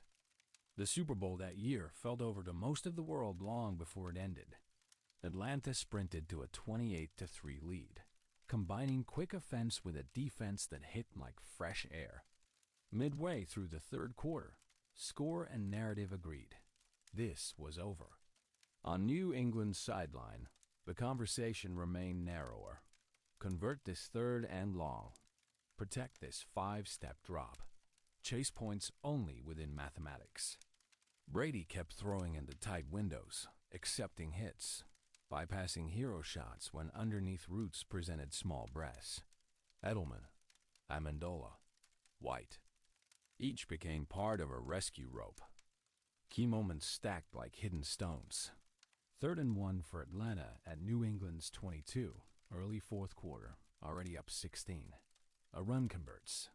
The field goal likely kills. Donna Hightower knifed off the edge instead, strip-sacking Matt Ryan, ball tumbling, stadium inhaling sharply. Grammer shouted through violence. Later, a Holden sack pushed Atlanta out of field goal range after Julio Jones' impossible sideline catch. The Falcons punted. Brady answered with throws into a shrinking night, including a deflected miracle Edelman catch that hovered between disaster and destiny before settling inches above the turf. 2-point conversions, one to Amendola on a quick flat, another on a direct snap to James White tightened arithmetic. Each required perfect blocking, precise ball placement, and belief that the moment had not grown too loud. New England tied the game almost reluctantly, as if reminded this was merely math. Overtime arrived for the first time in Super Bowl history. New England won the toss and treated the possession like a patient inevitability. Crossers, checkdowns, a wheel here, a seam there. Atlanta's defense, exhausted, grabbed jerseys fruitlessly. At the goal line, White pushed through hands in history. 28-3 became a sentence fragment, then a cautionary tale. By 2018, the Patriots felt undeniably older. Gronkowski's body carried visible mileage. Brady's throws still cut but arrived from a frame that no longer outran time. Still, they navigated the season into another January, leaning more on run game and defense than in years past. The Super Bowl against the Los Angeles Rams showcased that pivot. Sean McVay's offense had shredded the league with motions, jet sweeps, and play action. New England answered with a plan that sounded almost old-fashioned. Hit receivers at the line, muddy reads, and constantly remapped the picture post-snap. They played with a 6-man front often, strangling outside zone runs before they could bend. Linebackers folded back into coverage late, squeezing crossers. Safeties walked down, then retreated, forcing Jared Goff to confirm and reconfirm what he saw. Each snap extended his internal clock until panic crept in. The scoreboard stayed low 3-3, entering the fourth quarter. For some, it was boring. For New England, it was control. They were winning leverage, winning time, winning the invisible algebra of where the ball lived on every down. Sometimes, greatness sounds like silence and punt formations. Then came the drive. Midway through the fourth, tied game, ball on their own 31. New England leaned into a formation they trusted. A play-action call with Gronkowski aligned tight, then releasing up the seam. Brady sold the fake, reset, and lofted a throw into a tight alley. Gronkowski tracked it over his shoulder, crashing to the turf inside the 5-yard line. The catch felt like a final great paragraph from a favorite author, all familiar rhythm and brave punctuation. A few snaps later, Sony Michel walked into the end zone behind decisive blocks. 13-3. Stephon Gilmore's late interception on a deep shot sealed it, tracking the ball calmly while maintaining leverage inside. One more kneel-down sequence and another banner joined the wall. This title featured no perfect record, no offensive avalanche. Just detail, restraint, and a defensive plan that aged beautifully on film. 2019 brought attrition into sharper view. Gronkowski retired. Weapons thinned. The defense played brilliantly for long stretches, scoring itself at times, while the offense searched for new timing. New England still won the division, but the machine no longer hummed. It coughed between familiar notes. The wild card loss to Tennessee felt both ordinary and momentous. Derrick Henry ran with cruel consistency, shrinking New England's defensive options. Offensively, drives sputtered. A late decision to punt instead of pressing on fourth down symbolized a season slightly tilted toward caution. The clock ran out without drama. Brady's final pass as a Patriot at Gillette became a pick six. A ball deflected and returned down the sideline as the stadium watched history fold inward. No scriptwriter would choose that ending, but sports rarely grant custom exits. Sometimes the curtain falls mid-sentence. That offseason, Brady left for Tampa Bay. Belichick remained, turning back to whiteboards and depth charts. Around the league, debates roared. Who mattered more, quarterback or coach? Inside each building, the answers stayed more practical. The grammar they built together had already spread far beyond New England's zip code. Assistants who left Foxborough carried situational cut-ups to new teams. Quarterbacks who grew up watching Brady copied his pocket footwork and his affection for checkdowns. Defenses borrowed pattern-matching rules and red zone stubbornness. New England's dynasty had dissolved in standings, but its language lived in multiple playbooks. Today's contenders still measure themselves against that 2-decade run. Learning that true sustained greatness comes not from single miracles or viral moments, but from Tuesday corrections, calm huddles, and a shared belief that the smallest decisions decide the loudest nights. Night finally settles over an empty Foxborough, banners quiet in the rafters, field lines fading under frost. Somewhere, a young quarterback studies those drives, hears the calm voice behind each snap, and understands. Dynasties are just ordinary plays, chosen wisely, repeated bravely when the air turns thin. The Patriots' 2000 era was never a straight line. Banners and almosts, blizzards and domes, rule debates, and quiet flights folded together. Their answers stayed the same. Situational football, calm huddles, and a quarterback choosing the smallest, most correct throw. When those seasons blur, what lingers is grown adults slowly solving hard problems in loud places together. Drives built from breaths, dynasties built from Tuesdays, and a winter grammar still teaching anyone patient enough to listen. Tonight you walked through 2 different winters of football history. First, the West Coast grammar of the 1980s 49ers, where every root felt like punctuation and kneel-downs became civic music.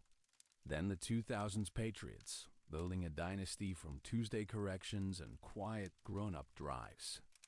Both teams lived in the thin places where games are really decided.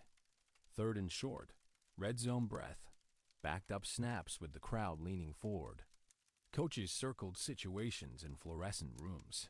Quarterbacks counted quietly, Cities learn to love control in a sport that rewards noise. As you lie there now, maybe drifting, those drives and huddles can shrink into something gentler.